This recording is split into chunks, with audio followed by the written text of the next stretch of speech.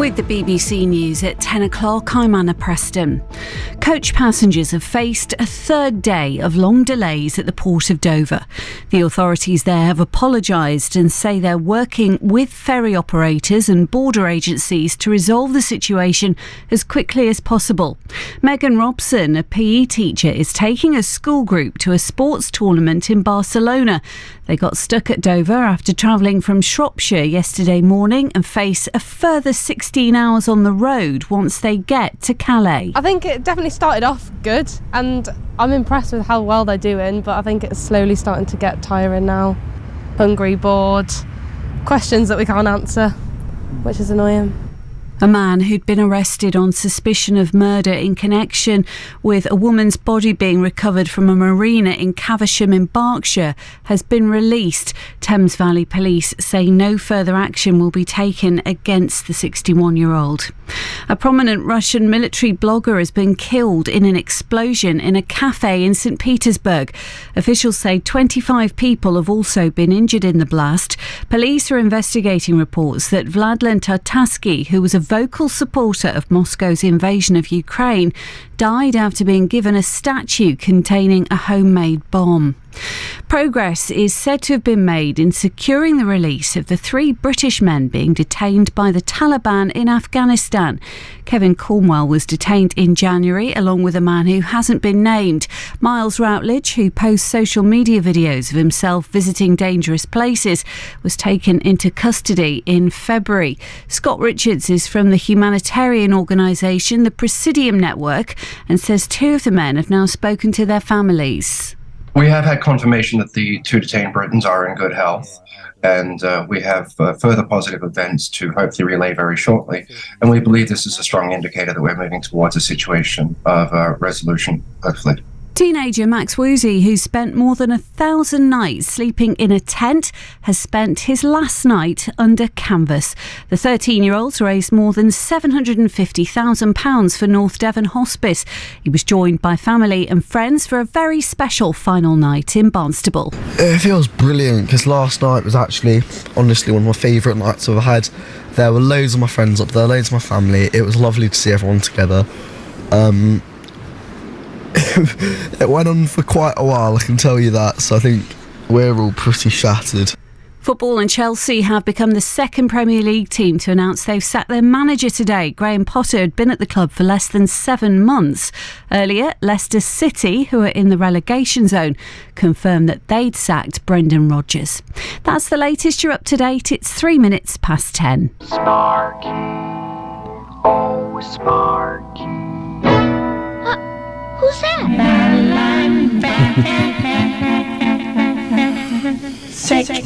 It is indeed. Good evening.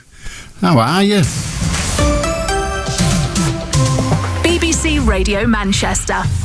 I am Allan Beswick. This is the Allan Beswick Late Night Phone-In. We're here till 1 o'clock in the morning, and if you want to join us, you are very, very welcome so to do. The telephone number is the usual one, 0800 218 2255. The subject matter, as we say frequently, is yours to choose, and that's it really. That's as much information as I can offer you. The team tonight are Jane, Kieran and Jason, and me, of course, Allan Beswick. And, well, we can get on if you like. 0800 218 2255. The National Trust requires their cafe staff, I read today, to make 3 coffees and a hot chocolate in 2.5 minutes.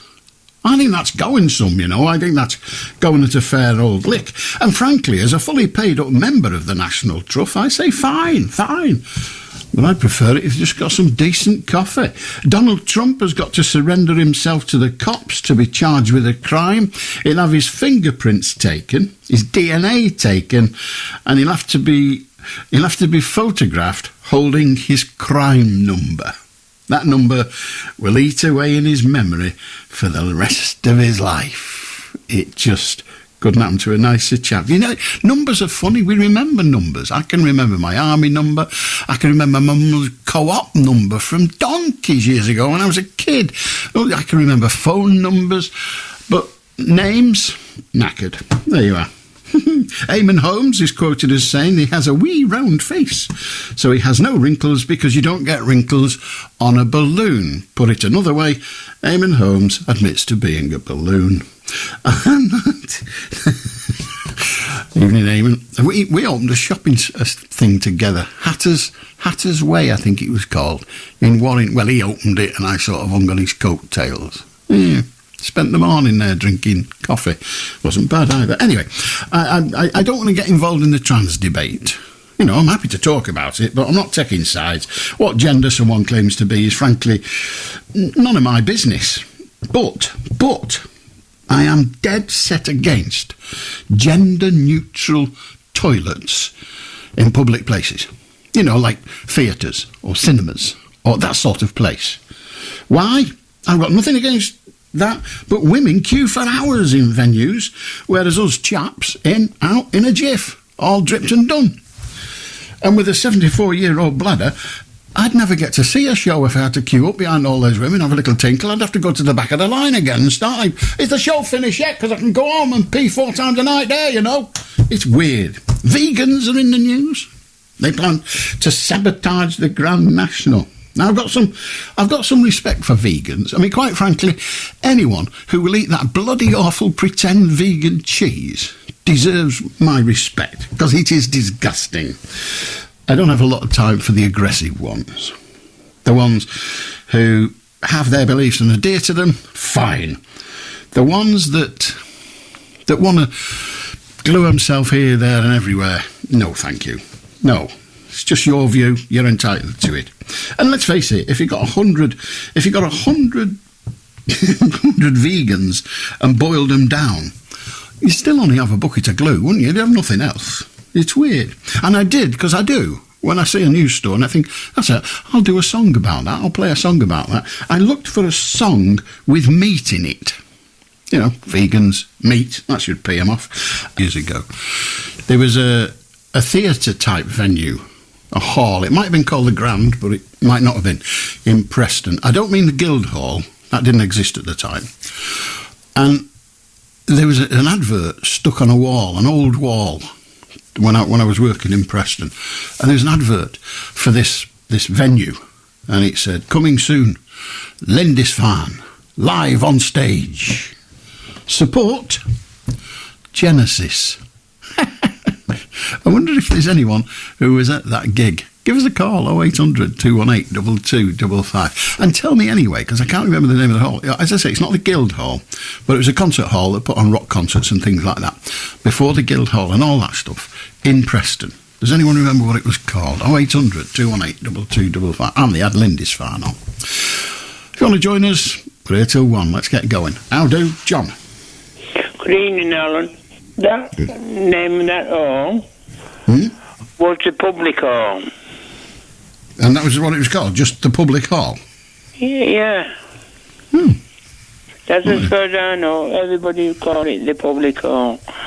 There's remnants of it still up, only basically the frontage. And it's now a sort of wine bar. Oh, right, there you go then. So thank you. I learn as I travel. Thank you. Yeah. They should have had the public hall, not the public hall, the guild hall open for the 72 guild, but it wasn't finished, so they had to use the public hall. Right. Now talking about what I want to talk about. Okay. Yes. We, as water payers, were being taken to the cleaners because the water authorities, they're charging us for what they're not doing. We're paying them to dispose of our sewerage, but that money is going to be paid in dividends. And we're paying them to do a job, but they're not doing it. So we should take them to court and demand our money back. Well, give it a try. I don't think you'll have a lot of luck. We'll give it a try. No, unlike they're talking about the water companies being fined unlimited amounts. So, and the first offence is £1 million. Then the second offence should be £2 million. Then it's 5 million. Sooner or later, they're going to get something done because there's about 800 and odd incidents every day. So if they keep getting fined, they're not going to be able to pay the dividends.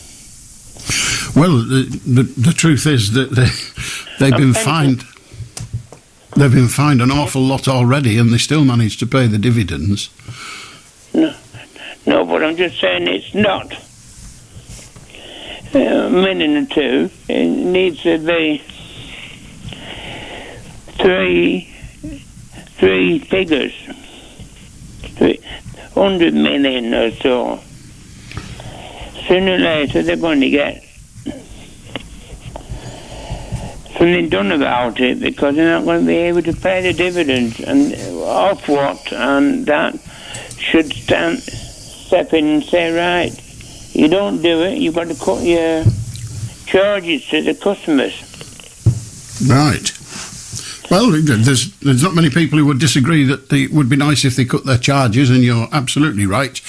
They have 800, it's an average, 800 incidents a day where sewage, a day for God's sake, where sewage is pumped into our waterways, which by many people's thoughts is utterly unacceptable. Good on you, John. I'll do Alan. Oh, hi, Alan, all right? Very well, thanks. Yeah. What was you saying before about coffee being made in 4 minutes or something?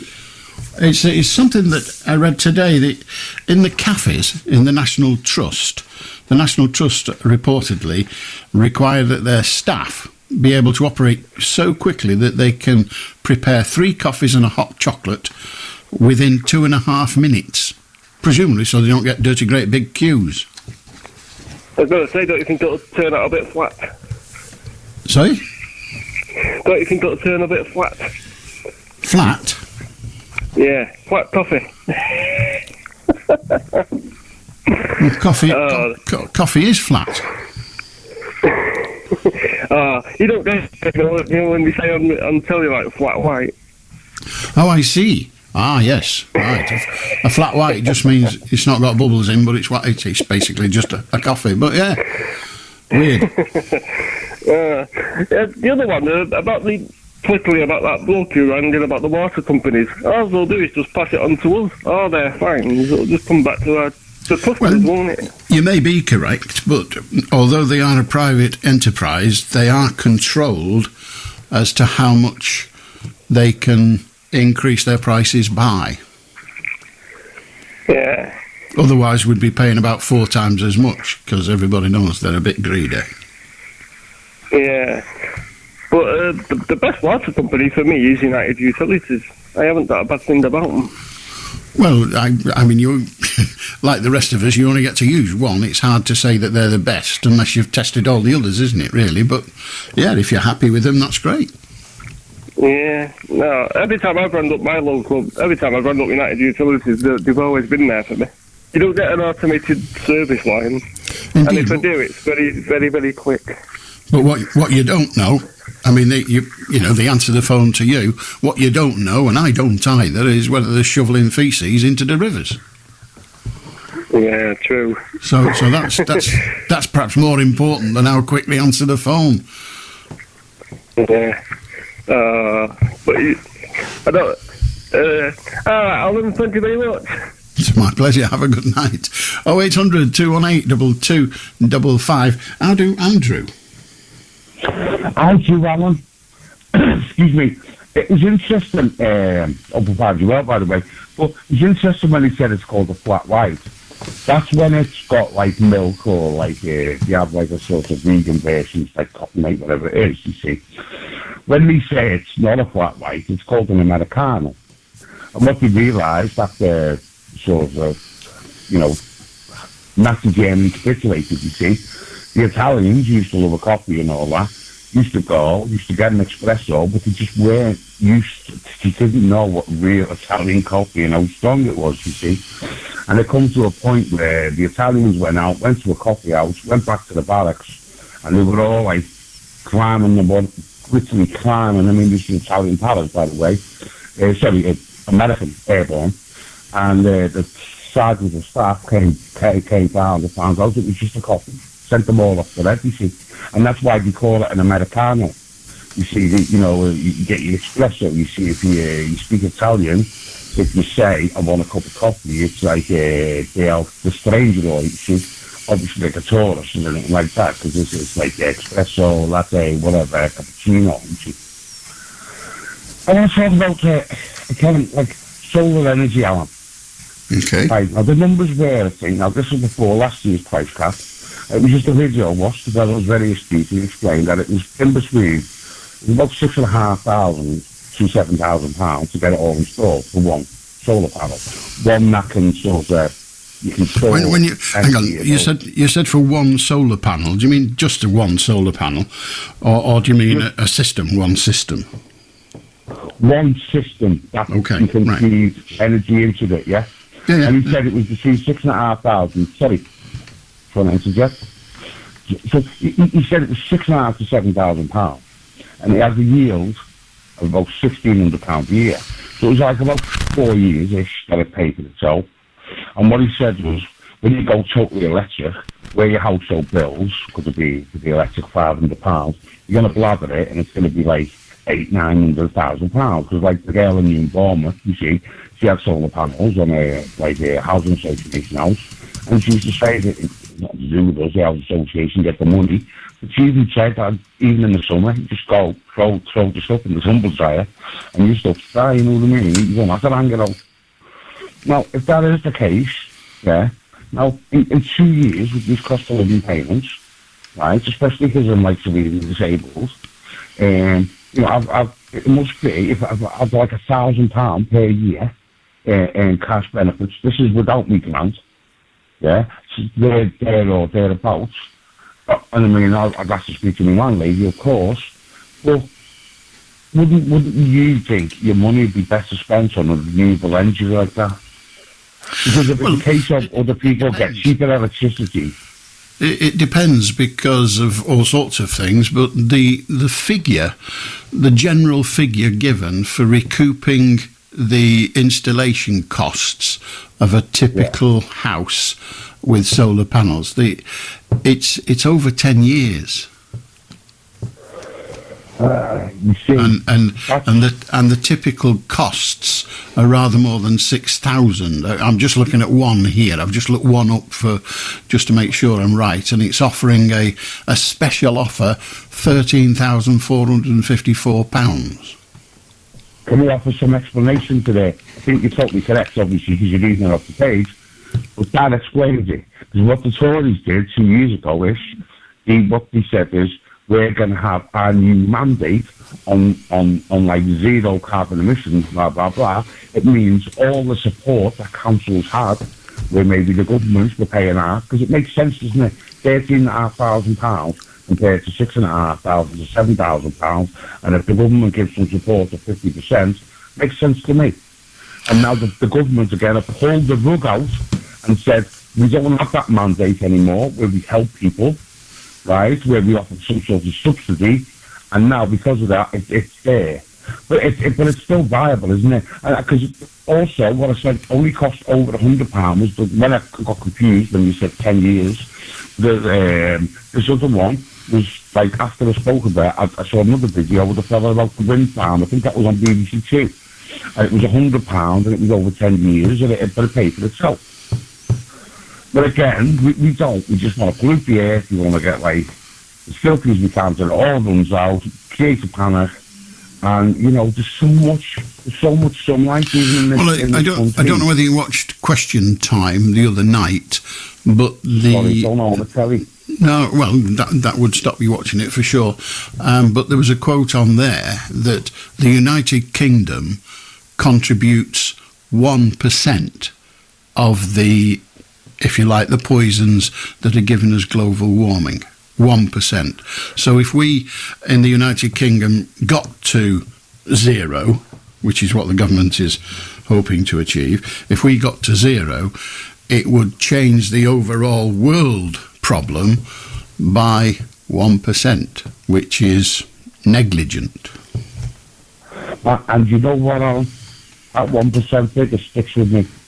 You see, because although, like, a bottle of water is a great invention, it's only a great invention if you use it over and over again. And over 10 years ago, we've seen, like, the world being polluted by plastics.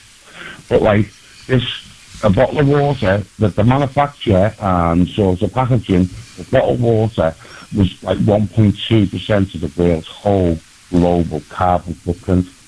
And I think it's scandalous, and you see them coming out, and some people will not drink anything out of the tap. Our Northwest water is absolutely great.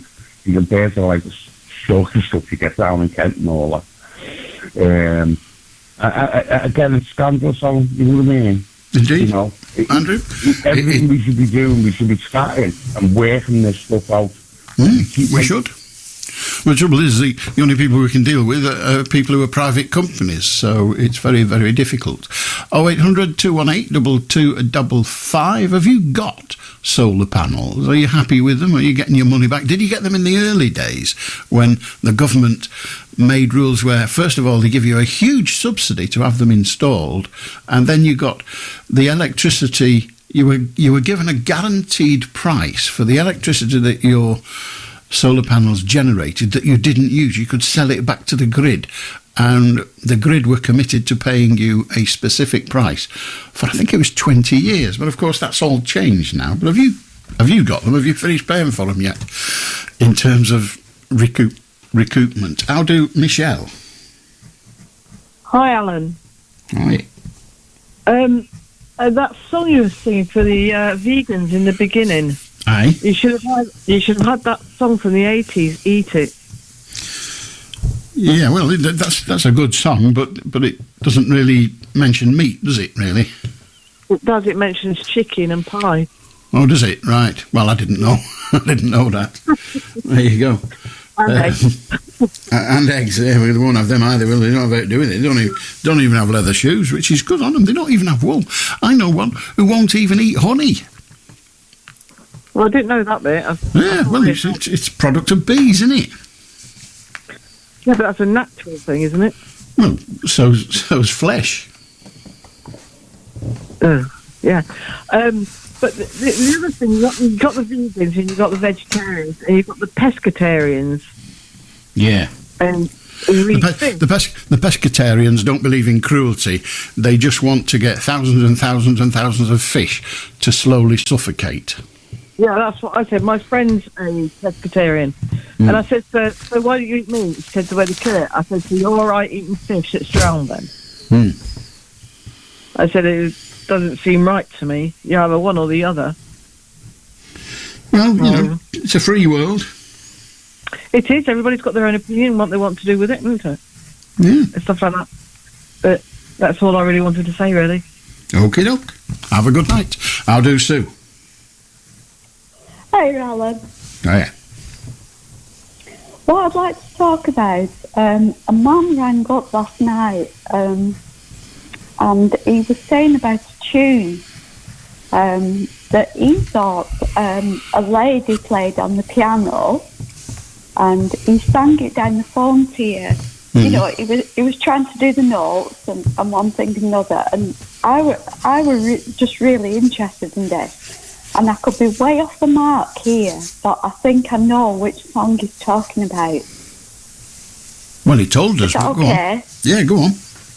Yeah. What did he say last night? He thought it was a lady, I think, didn't he? Well, he was giving us a bit more information about Elkie Brooks, and Elkie Brooks sang a song called "Pearl's a Singer." And one of the lines is she stands up whilst playing the piano in a nightclub. No, it was another chap. It was another gentleman, and he was saying, what a good song. And he tried to do the notes down. I was listening to it, right, and he was trying to do the notes down, and you said, do it again. And I was listening to it, and I thought, I think I might have solved this. Oh, the good. tune that he was actually talking about. I could be way off the mark here, but you know what I think it is? I think it is actually The Life and Times of David Lloyd George. That was the programme that it was from, and I think it's I can't pronounce it. I think it's Kai Mai by Ennio Morricone that gentleman was talking about. Right. And he said to you, he said, I can play it on the piano last night. But he couldn't reach the piano, so he hummed it. Yeah, but he said, I can play it. So when you said to him, because they were going, duh, duh, duh, duh, duh, duh, you know, and you said, do it again, you know, and then I was listening to it, and then all night I thought, I think that's what it is. I think it's actually called, I can't pronounce it properly, I think it's called Kai Mai by Ennio Morricone, and I think it was from a programme called The Life and Times of David Lloyd George. Well, Morricone... Morricone did do an awful lot of tunes for programmes. He did all the Fistful of Dollars and all that lot, didn't he? Yeah. But I think I could be way off the mark, but I kept thinking about it last night because you said, do it again, you know, and he was doing it, and it was just a little bit, and I thought, I think I know this, you know. Right. But the man was actually saying to you, can you tell me what it is? And you said, well, you know, I'm trying, and you know, but it's an absolutely beautiful tune. But what the man was saying was, he thought it was a lady that was doing it, and he said to you last night, I can play it on the piano, you know, which makes a lot of sense, really, you know. So, I mean, are you able to just have a quick nose on the internet now and see what if it is that? Well, it's hard for me to do so because I can't play the internet. I can read it, but I can't play it. So we'd have to get that done elsewhere. Oh, I hope he rings up again then, because I'd just love to know if I've got that right. It's a bit like Name That Tune, isn't it? You know. I suppose it is, really, yes. Only even more boring. No, but I mean, I was thinking about it, you know, because you said, just repeat it last night. You said, say it again. And then when he did it, and then he went, da-da-da-da-da-da, da-da-da, you know, and I thought, that sounds like The Life and Times. It was an old thing from the 80s. It was, the programme was called The Life and Times of David Lloyd George. And I think the theme tune is called, I can't pronounce it properly, Kai Mai. Right. By Ennio Morricone. Well, if we can find it, we'll play 30 seconds of it or thereabouts. So there's Jason's task for the night. All right. The Life and Times of David Lloyd George, the signature tune thereof. Good on you, Sue. Thank you very much. We shall see. 0800 218 2255. How do Neil? Well, and as I said, ding, ding, dingy, ding, ding, ding, ding. That is David Lloyd George. Bing, bing, ding, ding. It's a lovely tune. The tune from David Lloyd is a ding, ding. Yeah, so I just sort of mentioned that while I was working. So, yeah. So, so my what was it about that? It's about Can I just stop you? Can I get you to move away from the microphone slightly because you're modding? Sorry, yeah, you're okay. Yeah, are you okay now? It's a bit better. Yeah. Oh, yeah. I'll just put Okay then. Sorry about that. Yeah. Right. So so I'd like to talk about screws tonight. Okay. The screws, the metal ones, you know, that put things together, not. We know the one. Yeah, go on. You know what I mean? Yeah, the screws. Yeah. So I'm just wondering, and I've got a related joke with that at the end, if I may. So I don't. I mean, you get your normal flat screw, with your normal flat, what they call a Phillips screw, whatever. Yeah, but I mean, you get there's made so many different sections on them. You get pentagon. I mean, the heads where you put the screwdriver in. So I'm just wondering what's all that about. And why did he do that? Is it security or something? But I think some companies think we've been using the flat-headed screw for the sort of flat-slotted screw for a long time. Somebody then came up with the posi drive and made a lot of money. So somebody thought, well, we can't use that one. We better invent another one. So it's just people inventing different ones. Yeah, we made about 10 more. You got more. You got different shaped ones. Yeah, so I just wondered that. Yeah, okay. But can I just say a related joke? And this is. I know you will laugh. So how many Allan Beswicks? This is not going to do it. No, it's not nasty. How many Allan Beswicks does it take to screw a screw into a shed? I've no idea. 100. One to hold the screw, one to hold the screwdriver, and 98 to turn the shed round. Thank you, sir. It's very funny, that. Very, very funny indeed. How do Tony? Hi, Alan, you okay? Very well, thank you. I'm going to open a can of worms here. Okay. If that's all right with you. Oh, I don't mind. I like a little wriggly worm every now and then. It's Liverpool and Manchester, two music capitals. Which one do you think turned the most out? When you say turned the most, do you mean hits penny or... for penny. Pardon? Sorry, penny for penny. Or the best bands in the world. What? I don't know what penny that... Are you asking who's made the most money now? Which city? Yes, I'm trying to work out what the question is. I've got the two combatants. I'm trying to work out what the question is. First it was who's turned out the most, and now you seem to be saying... And now you seem to be saying who's made the most money. I don't know. There may be different answers. I'm sorry, Alan. Manchester music or Liverpool music? Yeah, I understand the two cities involved. What I don't understand is the question you're asking. Which one's made most money from record sales? For record sales, right. And are we just talking about pop music? Any music you want. Right. In that case, I wouldn't even like to hazard a guess. Okay. I thought you might have gone with the Beatles and all that. Well, that would be a guess, whichever one I went with. There's a lot more good bands come from Manchester than there are from Liverpool. Yeah, but you didn't ask how many good bands came from anywhere. You asked how many had turned out the most music. Now, does that... Again, that question isn't simply precise. I mean, you could bring out 1,000 records and sell one to your granny. But you brought out 1,000 records, you could write 1 million tunes and sell 14 copies. So... When you say how many, do you mean most record sales? I don't know.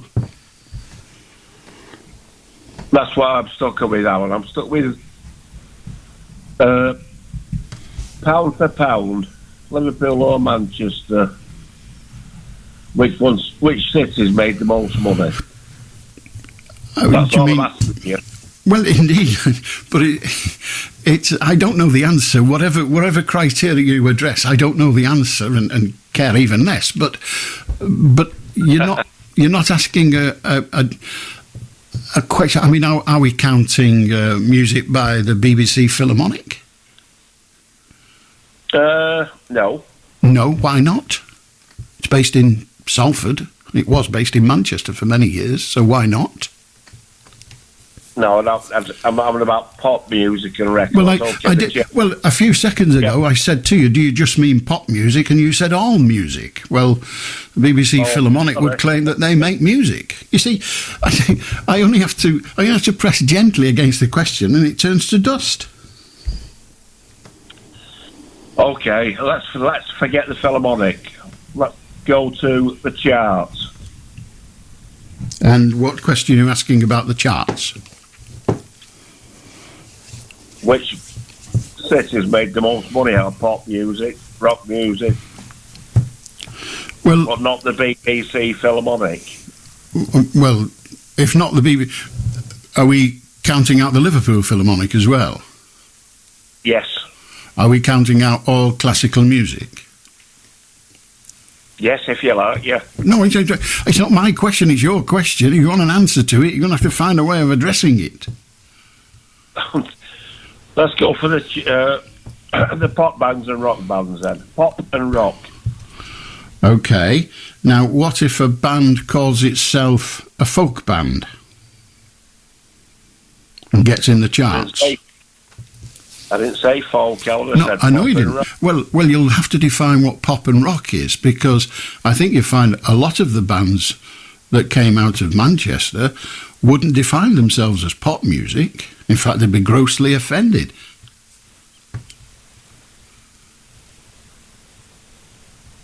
I'm still here. I know you're still here, and your question still isn't defined. You go away, write your question down, and cross out all the stuff that can be done in two ways. And if you just said how many records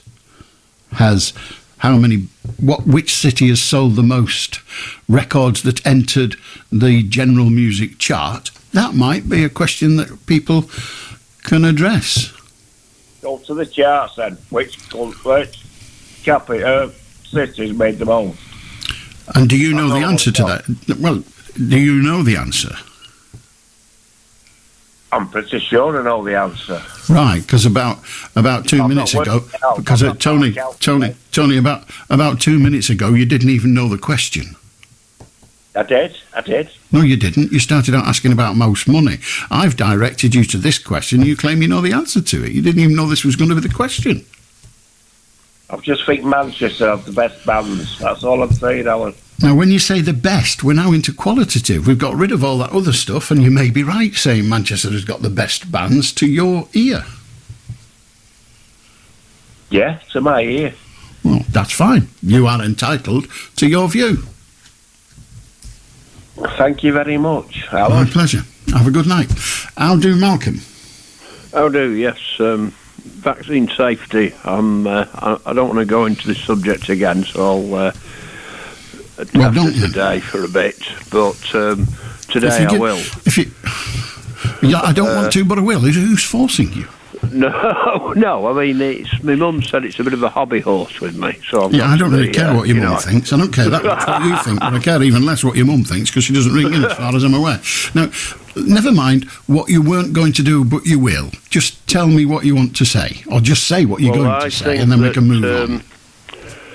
I think the key bits of evidence that would support the idea of having a pause in the vaccine rollout are individual cases, one of which has been peer-reviewed.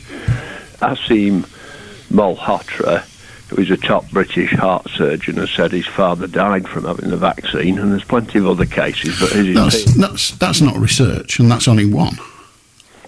Yes, that's him.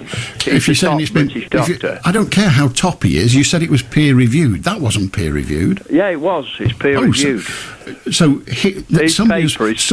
Somebody has peer-reviewed his anecdote about the death of his father. I'm sure the papers are coming from a top British. It doesn't really matter who it comes from. If what he's offering is one case, that's got nothing. Yeah. You're a scientist, you keep telling me. One case does not a summer make.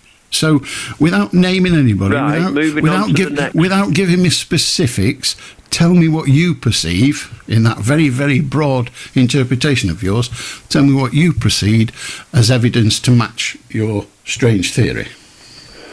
The fact that according to Bridgen, okay, I know he's not a scientist, but this is of huge significance. Just tell me the numbers. I really don't care about all the other blather. 65% and 75% of NHS doctors, a huge sample, are refusing now to take the booster. That's huge evidence, that.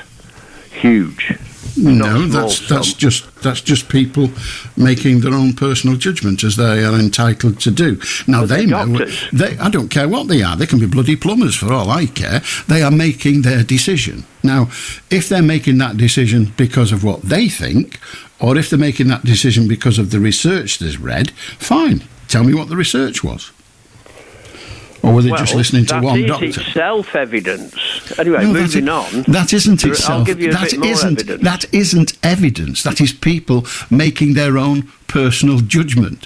What they might base that judgment on could well be evidence, but you don't seem to have access to that. Well, adding to the evidence, that isn't evidence. That isn't evidence. We've established you that. You say it's not evidence. And, I say and, it is. And what I say counts, because I'm not a prat. Good night. How do, John? Hello, Alan. You okay? John. Yeah, I'm very well, thank you. Yeah, speaking to you live from Tenerife. So I just heard you talking about solar panels. Can I start with a quick joke? Yeah. What do you call two birds who stick together? Go on. Velcros. Very good. Sorry. Yeah. Sorry. Okay. Sorry. I'd just like to say my good lady, nurse, is listening outside, and she puts you on after a night shift, and she uses you to go to sleep. So, right. And they all lift you. But you posed a question before about solar panels and about payback and what you get. I've had solar panels for about 5 years on my house, and 6 years, and they've already paid for themselves. Right. And where is your house? I got a feeding tank. I got a Shevington, Wigan. Excellent. And I've got a 4 kilowatt system, but it isn't black and white. It's when you said £13,000, I think you said before, for a system that must include batteries. A typical system. I don't know what it includes. That was just a assessment from the internet, so it could be made up by some idiot. But that was what they were offering. It could cost £13,000. That was a fairly standard rate that was being quoted. Well, it may be wrong, It's definitely wrong if it's just for solar. Okay. If it's just a solar PV system, about for a 4 kilowatt system, which is a typical system, which is on my house, will be about £5,000, right, roughly. And based on current electric prices at 36 pence per kilowatt hour, on average uses, it is based on averages. Every household will be different depending on how you use the energy. When you turn your appliances on, like your washing machines and your dishwashers, like use high energy, and if you use them in the daytime when the sun's shining, on average, between 4 and 5 years will be payback. Brilliant. You got yours back in 5 years. Well done. Yeah. No, with batteries obviously cost a lot of money at the moment. But solar panels have got a lot cheaper than what they used to be years ago, Alan, and a lot more efficient. My panels are 250 watts. The new panels are now 400 watts, and a lot more efficient than what they used to be. What do they do to your roof? Because on the roof, they don't do anything. They sit on the top of your roof. They've got it sits on a railing system that screws into the trusses.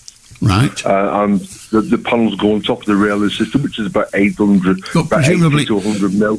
Presumably to screw them in. I've never seen one erected. My next door neighbour at our last house had them done, and we were on holiday when he had it done. Otherwise, I would have watched.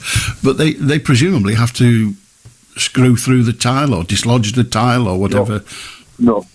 You lift the tile up, or the slate, or whatever roofing material it is. You lift that up, you slide it underneath, and then that screws bolts into the truss on the roof. And then you put the tile back over. Right. Then you put the tile back, so it doesn't break the roof. You don't have to go through the. And what about things like? I mean, I'm just asking because other people would ask. I mean, it's not an opposition ask; it's to find out. But what about if you live in a leafy area? Did he get leaves and everything trapped under it? You can do. The main worry is birds that could nest underneath, pigeons, and in where you've got a lot of birds, and you can put a bird wire that goes around it, which will stop the birds going underneath. Stop the leaves as well, wouldn't it? Really? Well, they would stop the leaves as well. And the glass is self-cleaning glass, which is on the panels, but an occasional clean by window cleaner. You know, these window cleaners these days are too lazy to get up a ladder. They've got these they don't use ladders, do they? No, don't bother with them. So they got these long posts. So the occasional clean with them if you live in a place with a lot of burn. But the efficiency and the one of the few things over the years that has become considerably cheaper. There is no feed. You was on about when you said government subsidies. There are no, and people need to be aware of this. People get confused and conned by government subsidies. People advertising on certain websites saying government subsidies. There are no government subsidies, but there used to be a thing called the feed-in tariff.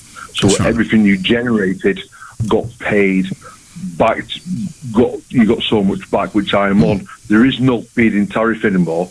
It's all based on savings and what you export back to the grid.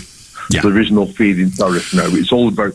But back then, it was paying 8 pence a kilowatt. Now you're paying 36 pence a kilowatt. So it's all based on savings now. Yeah, I mean it was. I mean the original government scheme was to get people to do it. So it was very generous. And after 5 or 6 years, I think they thought, well, we've got enough doing it now. It's costing a fortune. We're not doing it anymore. We're getting the hell out of that bit of it, which is fair enough. Well, that's good. Thank you very much indeed. Thank you. No problem, Al. Thank you. Good to speak to you. So, hi, and you. Have a good night. 0800 218 2255. He's on holiday in Tenerife, and he's listening to us. I know. There you are. It is late at night, so that's fair enough. If you want to join us, you can. Pick up your phone, have your say. How do Anthony? Oh, good evening, Alan. I must admit, if I was in Tenerife, I'm not too sure I'd even listen to your show. I think I might be looking at the culture out there, the late night culture, let's put it that way. But I do enjoy your show. So, but yeah, no, the Beatles have outsold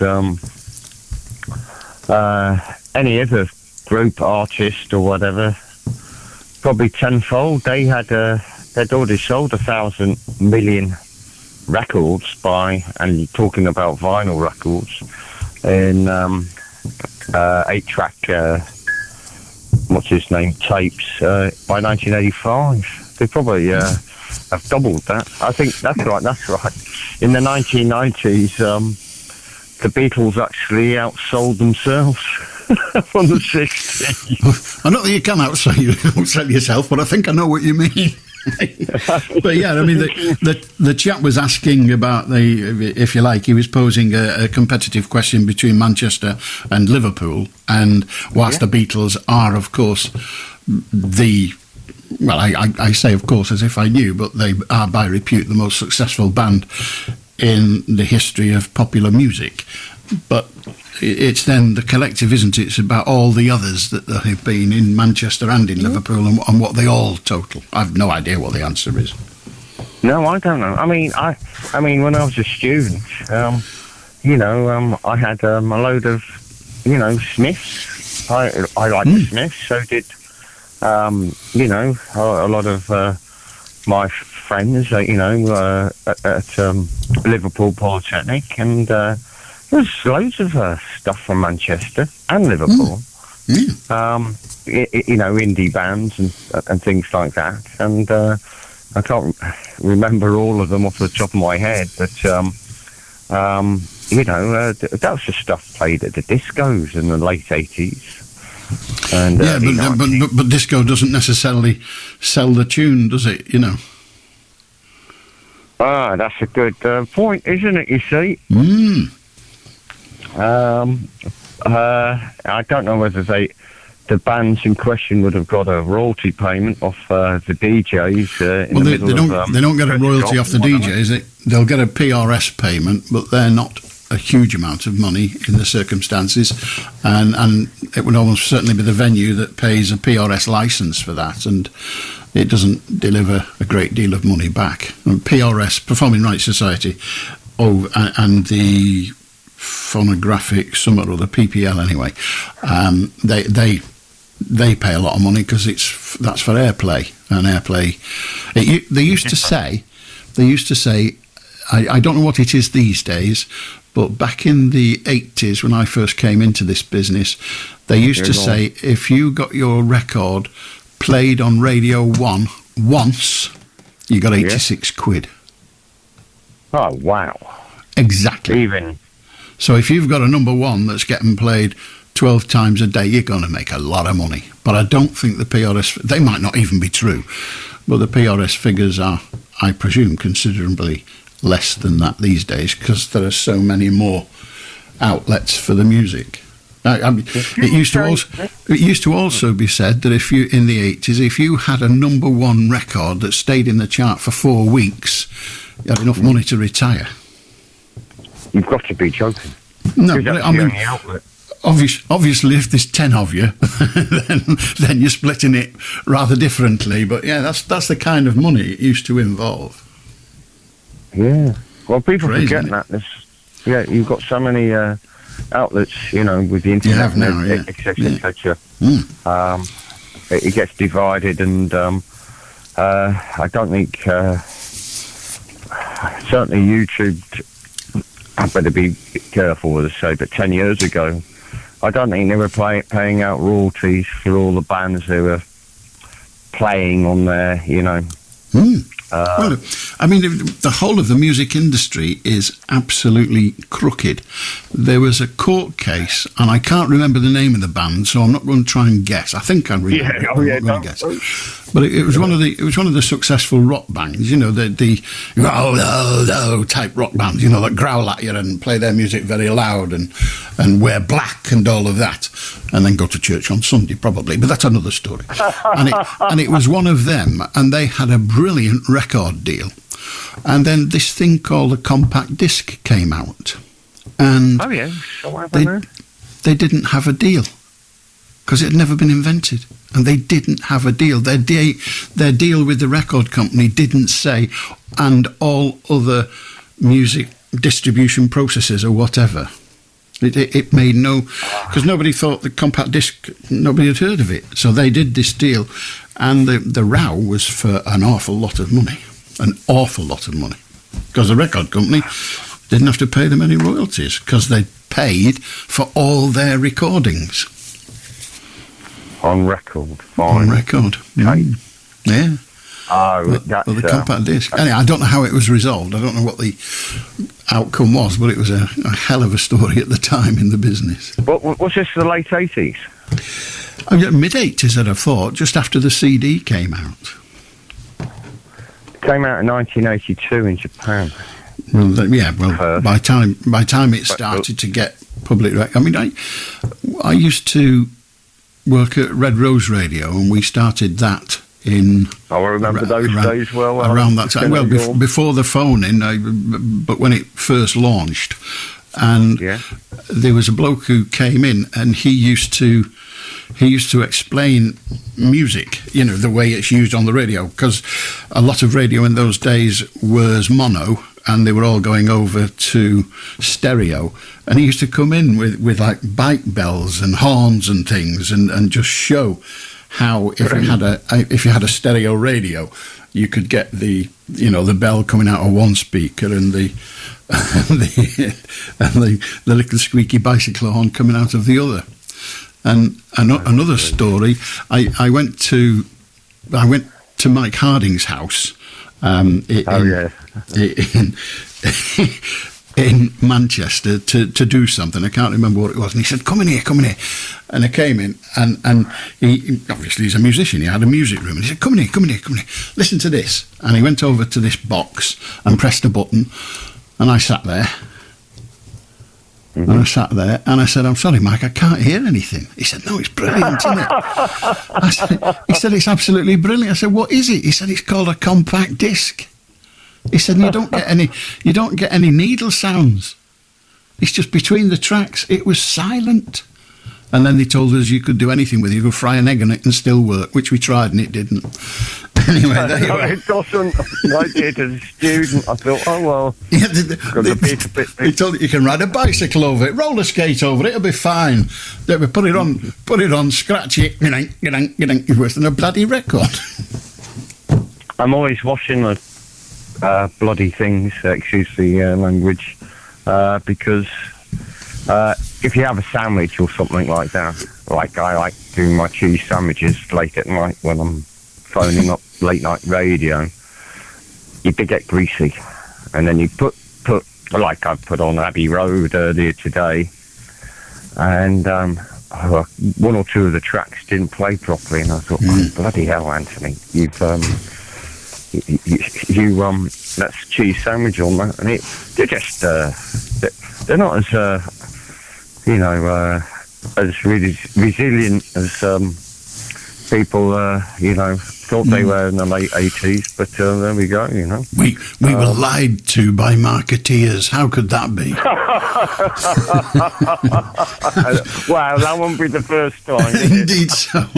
Have a good night, Anthony. 0800 218 2255, the compact disc. I mean, you still get them, but they didn't. You got 10 years, didn't you?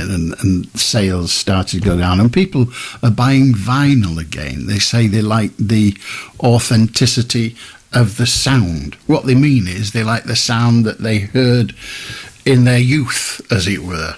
I think that's what they mean. Frankly, I rarely play either. I'll do Bernard. Hello, Alan. You need to turn your radio or television or whatever it is you're listening on, Bernard. You need to turn it off.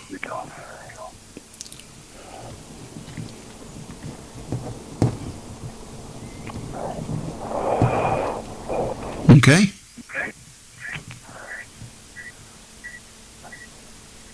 Right, well, we're getting an infinity echo, so I don't know what's causing that, Bernard, but we'll come back to you, and Jason will try and sort it out with you. How do, Trevor? Call me back, right. Thank you very much. Must be a bad line. Goodbye. How do, Trevor? Good evening, Alan. That went well. Went awfully well, didn't it? I'm in full control, fear not. Now, you'll be very well informed about important religious days in the calendar. Yes, of course. Indeed. And, of course, today is Palm Sunday. It is. But I don't know if you heard that there has been a suggestion that this year it could be renamed Palm Oil Sunday to celebrate the signing of this CPTPP Pacific trade thing. Yeah. I thought it meant you could only trade with gay people. But it turns out it wasn't. Anyway, go on. But apparently it scraps, one of the things it does is scrap tariffs for palm oil. Right. And those on the environment side of things are concerned about this because that results in deforestation and apparently threatens the survival of various species, including orangutan. But you know me, I like to put the opposite side. And it's not as if we're doing this for nothing. Apparently, signing this deal, our international trade is going to go up 0.08%. That's got to be worth it, hasn't it? 0.8%. It's astonishing, as is the fact that all the ministers and several of the papers who've reported on it describe that as huge. It is huge. An interesting definition of huge, isn't it, really? Yeah. But anyway, we'll see how all that pans out. Did you do fractions at school, Alan? Yes. Do you still remember how to do them? Do you mean how to write them down or to create them?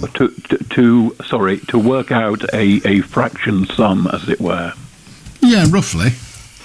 Well, I was listening to Broadcasting House today, and they had a little fraction problem for one to solve, as it were, and I couldn't do it. Although I did fractions at school, I'd completely forgotten what you needed to do. So this is the sum they gave. What is 4/7 plus a third? Now, would you be able to do that just like that, as it were? Just like that? No, I'd have to write it down and faff about with it. But you need to, the lower bit, the 7 and the third, you need to amalgamate them. You do. So that you can, so you need to find a figure. In simple terms, I'd probably go to the number 21. So exactly so. Yeah, and then you kind of cross multiply the top line. So 4/7 of 21 is 12. Yeah, thereabouts, and a third of 21 is. I ought to know that off the top of my head. Is 7. So then you've got 12 and 7. Yeah, 19 over 21. There you are. You see, you did do it. Yeah, good. Yeah. Mm. So sorry about that. So well done. Questions you usually ask. Well, I am now going to move on. Not to that. To cryptic. No, I'm quitting while I'm ahead. I'm having nothing to do with them. Well, right. Well, if you won't let me do that, I won't do it. Although I will tell you one, the answer to one, which I was rather pleased that I solved, and the clue. And I wouldn't give you this on the radio anyway because it's far too long. But the clue was be discreet and retain a personal lawyer. And it was 4 words, 4, 4, 3, and 7. And I was just rather pleased with myself, which, I suppose one shouldn't be, but I solved it, and I quite liked the answer. So be discreet and retain a personal lawyer. And the answer is keep one's own counsel, which I thought was rather clever. But there we are. Right. And the only other thing, keeping it brief tonight, which will no doubt please you and most of your listeners, but the only other thing I was going to touch on was you mentioned not particularly spotting April Fool's stories this weekend. I think you mentioned that last night. Yeah. And there are a lot of royal stories around, excuse me, which might have been April Fool's stories. And one that I eventually came to the conclusion definitely was an April Fool's story. But the one I wondered about was an author has been commissioned to write a new James Bond story for the coronation on His Majesty's Secret Service, as opposed to the original Ian Fleming on Her Majesty's Secret Service, which was published 60 years ago. And he's been commissioned to write this new story, and he's got to do it very quickly because it's got to be published on the 4th of May, 2 days before the coronation. And I did wonder if that might have been an April Fool's story, but I did recognise the name of the author when I looked into it, who had been commissioned, and he has already written a young James Bond series aimed at younger readers. So I've come to the conclusion that is probably genuine. But the one which amused me was King Charles to visit every Coronation Street in the country, 202 of them, in a bid to win over Republicans. A special order. That'll work. A special order of honour will be created to recognise the courage of Republicans, this the story said, who publicly repudiate anti-monarchist sentiments during the tour. And the town with the fewest conversions will be ordered to change the name of their particular Coronation Street to a Republican one. And because I'm a bit slow on the uptake, I was sort of thinking, I'm not sure this is going to work, Charles. But then I saw the name of the spokesperson for the palace they quoted, and it was Rapith Lolo, or Lolo, which you might gather is an anagram of April Fool. I wrote to the King today. You did what, sorry? I wrote to the King today and sent him a large self-stamped address envelope. All right. And I wrote and I said, you know, them pictures they're doing for £8, I don't want one, but I'll do a deal with it. Send us a £5 and you can keep it. I don't know whether he'll reply. We'll wait and see. Well, do tell us if you get I'll tell you, yes, if I'm not in the tower. Anyway. Cheers, Alan. Have a good night. 0800 218 2255. I think we found Bernard again. How do, Bernard? Hello, Alan. Hiya. Is that any better? That's miles better, thank you. What would you like to talk about, Bernard? Right. Well, recently, over the past 10 years, I feel as though I'm not a Mancunian anymore. Right, why is that? Right, and I feel as though foreign people are taking over in Manchester, because everywhere you go, whether it's on the bus, the train, in the street, you don't hear Mancunian spoken anymore. You hear something else, a different language from a foreign country, and it makes me feel very, very uneasy walking down the streets and going on public transport and going shopping or whatever.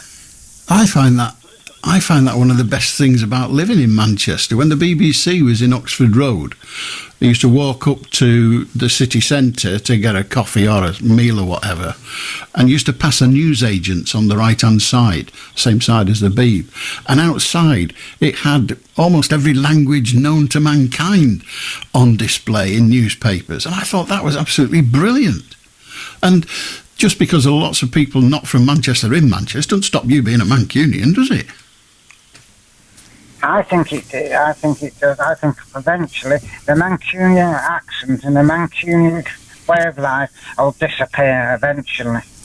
Well, you're right. Evolution. It will, you're absolutely right. Just like all the other accents will. I mean, eventually, who was it? I can't remember who it was now, but I think it was Blue Mink. It's a record we're not allowed to play these days because it's got sort of undertones that are not nice. But they talked about the world being one essence. Yes, I think eventually the world will go to just one language. Eventually, Brilliant. You won't have foreign languages or foreign. Brilliant. You just have one language and one set of people. That'll be fantastic. Because they were trying to do that, Alan, in the 1960s with a language called Esperanto. Well, Esperanto was around. Well, I do remember it. It was well before the 60s Esperanto was invented. It's been around a long, long time, and it's still around. And it is, on the face of it, it's a very, very sensible thing. Yeah, but I don't think it's from Manchester, and we're losing our Mancunian accent and everything. And if you go to Bolton, they had a very strong accent. And now, when I go to Bolton now, all I hear is language from other lands. Well, yeah, and I mean, very politely. Well, you've put it politely, and I'm grateful to you for that. But you think it is a bad thing, and I think it's a good thing. I think it's fabulous that all these people are mingling together in our world. I think it's absolutely brilliant. Yes, I think you should speak to their own people, not to Mancunian people. You should speak Mancunian to Mancunian people. And also, I have noticed when they're on the buses and the trains, they're on the mobile phones, Alan. Well, and people they scream at the mobile phone. They don't just talk. Well, I got to tell you, Bernard, even Mancs do that. That's not just foreigners. Even Mancs yell their head off. It's predominantly, when I get on my local buses, it's predominantly people from other lands. Well, fine, but it's not unique to them, I assure you. And you say they should speak Mancunian. Well, of course, quite a lot of people from around Manchester don't speak Mancunian, but I now live in Wales. Are you saying I should only speak Welsh? I think she'd learned a lot local dialect. Yeah, but what am I going to do? What am I going to do? What am I going to do? What am I going to do? Dear God, you don't ever shut up, do you? Bloody hellfire! If you're saying I should learn the local language, and I agree with you, I should. What do I do in the meantime whilst I'm learning it? Yeah, because sometimes you've got to go to Yorkshire and they used to have a York. No, sure. Listen, I can do a list of counties with you if you want. We've got Dorset, we've got Cornwall. I mean, we can do that. But I said to you, your argument seems to be that now I live in Wales, I should speak Welsh, and you said, yes, you should speak the local language, and you are correct. And my question was, what language should I speak whilst I'm learning to speak Welsh? Assuming I was. It's very tricky. Ring me back when you've thought it through. How do Arthur? Oh, hiya. Evening, Alan, sir. Good evening. A couple of things. Firstly, you were asking about if people could come up with a song mentioning or to do with the word mint. Do you remember a singer with the name Shakin Stevens? I do. Yes. He did a song which did very well in the 1980s, and it was called Hot Dog. Oh, very good, yes. You buy hot dogs, I've been led to believe that some of those hot dogs have a bit of meat in them anyway. what animal it comes off, I don't know. I'd throw that one in. I read something the other day, and not on April the 1st, that Shakin Stevens going out on tour again. Wow, yeah. Wow, we'll see him. He was very good. All right. Everybody had to sing and dance to him, they really did. Yeah, I was on a he came on, I used to work at Sky a long time ago, and he came on Sky, and he was Shakin Stevens, as you'd imagine, you know, but so he had all the gear and all of that, but away from that, he was a really nice bloke. Anyway, next point. Last night, I think it was you asking people who was the youngest singer to do well on Top of the Pops or something like that? No, I don't remember asking that. Oh, well, I've got an answer if people want a interested. The youngest person to ever do well on Top of the Pops was Helen Shapiro. She did a song called You Don't Know, and she was only 14 years old. What wasn't her first... I mean, You Don't Know, but didn't she do Walking Back to Happiness before that? I think so, yeah. Walking Back to Happiness. Oh, yeah. Remember the days. Real music, eh? Real music. So if it's possible, if you can play that song by any chance later, Hot Dog, if everyone can go along to it. I think that's... And it was re-released in 2004. All right. Well, it didn't make a mark on me. Good on you, mate. Cheers, Arthur. Thank you very much. Hot Dog would have been a good one. And I'm just looking, and I can't find any details of Shakin Stevens going on tour. Oh, here we go. Shakin Stevens. I'm sure I read it somewhere. Buy now. Oh, he's selling stuff. You can buy a Shakin Stevens pullover if you want. No mention of a Shakin Stevens tour. Here we go. The sun comes on the hill. Oh, here we go. Shakin Stevens makes a triumphant return. Oh no, that's the record. Never mind. Clearly not that triumphant, else he would be on tour. Any road up, there you are. So I read somewhere Shakin Stevens going out on tour again, but I now can't stand that up, so I should have kept my trap shut. But when has that not been true? How do Paul? Hello, Alan. You know, earlier you were talking about that bloke was on about a record, and Mersey beat and Manchester beat and all that. Yeah. They were a big rivalry at the time. And also people think it's about the football, but it's actually, this all started with the Manchester Ship Canal, didn't it? The rivalry between Manchester and Liverpool. Well, I think more accurately, the Manchester Ship Canal came out of the rivalry because the cotton traders of Manchester were paying and being charged an absolute fortune by the ship magnates and the like in Liverpool to load their cotton onto the ships. So they thought, sod you, and built a canal. So that was part of it. Whether the rivalry existed before that, I don't know. Yeah, I just remember reading something about some time ago, and it talked about this, and it said something like 5,000 of the navvies who dug out the canal then settled at the end of it in Salford, and that's why Salford has got an high percentage of Irish descendants, you know. Indeed. Look at a lot of people's... But then Liverpool has. Yeah, it has, that right. They were from Dubliners, weren't they? A lot of them were from Dublin.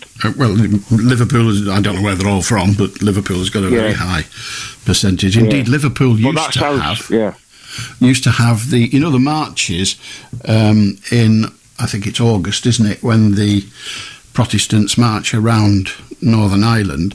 They used to have that in Liverpool as well. Yeah, and eventually they were persuaded, instead of marching around Liverpool and causing a little bit of conflict, because of course a lot of Catholics there, hence the Catholic Cathedral, they decided that they'd start marching around Southport instead.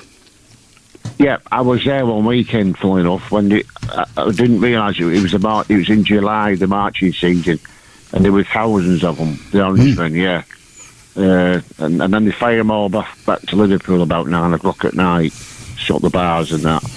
Yeah, that's right. But it was interesting, that book, because it talks about how we had... I mean, I've got Irish descent in me. My granddad, he worked up roads, because they built all the roads, didn't they, the Irish? Well, a lot of them, yes. They all that. Yeah, Irish people came over and worked on all sorts of stuff. Yeah. But mainly he was saying about that rivalry started because there were high taxes, like you said, and also a lot of stuff what was brought into Liverpool. By the time it got to Manchester, it got looted and all sorts, didn't it? So they said, right, well, let's build... Was it from Warrington they built it? I don't know where... I don't know. Well, the estuary isn't in Warrington. The estuary is way further west than that. It's not far from... it's... I mean, there's the docks, isn't there, at the end? Is it where the bridge is, the new bridge? Ellesmere Port area. Yeah. No, the new bridge. Yeah. Well, it depends which new bridge you mean and how you're defining new. But the tall one. Sorry, the tall one. I can't think. Runcorn. Widnes Runcorn. Yeah. No, the end of the Manchester Ship Canal is a lot further west than that. Right. So, and then it ends at Salford, does it? Is that where it ended? Well, at Salford Docks, yes. Yeah, is that where the BBC is and all that now, isn't it? It's part of it, yeah. Yeah. So it's gone downhill since the cotton days, hasn't it? Just got a bloody BBC and ITV now. Yeah. What a riffraff. All right, Alan. All right. I mean, Eastham Docks, there you are. Salford Quays at one end and Eastham Docks. Eastham Locks, actually, not docks, at the other end. So I've just looked it up, but yeah. Yeah, right. All right, Alan. Thanks, but yeah, there was a lot of rowing then. Mike Harding did a song called The Wild Geese, and there's a line in it. We built. Oh, I can't remember now. We built your and buildings to the sky. Yeah. Anyway, there you go. The guy who used to be the chairman of the Irish World Heritage Centre in Manchester. Good evening to you. I went to the cinema with him one night. Anyway, he came over to Manchester to build the CIS building, the skyscraper in Manchester. That's when he first came to Manchester. And that was, back in the 60s? Yeah, incredible. But lots of Irish people in Manchester, lots of Irish people in Liverpool, and lots of English people like me with Irish in their system. Unfortunately, in my case, not enough for me to be entitled to a European Union passport, otherwise I would have got one, but never mind. How do, Mike? Did you used to listen to Mr. Mike Harding's folk programme on a Wednesday evening? No. what a pity. He got many years out of it, and he did, yeah. Long been a mystery to me as to why it finished, but there you are. But I clearly, think it's a mystery to Mike, but I think it just came time for a change, really. oh, very sad. It's odd that, but we haven't got time to dwell on that sort of thing, sadly. Particularly remembering what might be happening at the end of May. To your good self, Alan.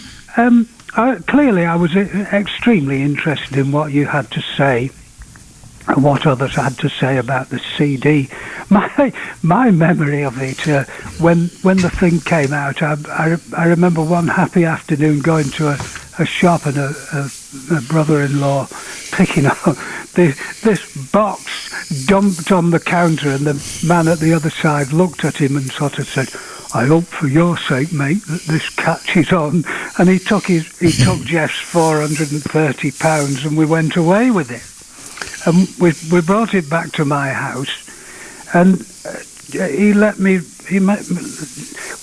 because it was such a new thing, Alan, I don't know whether you remember this, but they issued, because there were so few of the wretched discs about, they issued a sample disc of stuff that was on the various labels, and Jeff allowed me to copy onto very high quality cassette, and people were coming to the house asking if they could buy copies of this thing, even the cassette recordings, because it was just so clean compared with virtually any of the vinyl you could get.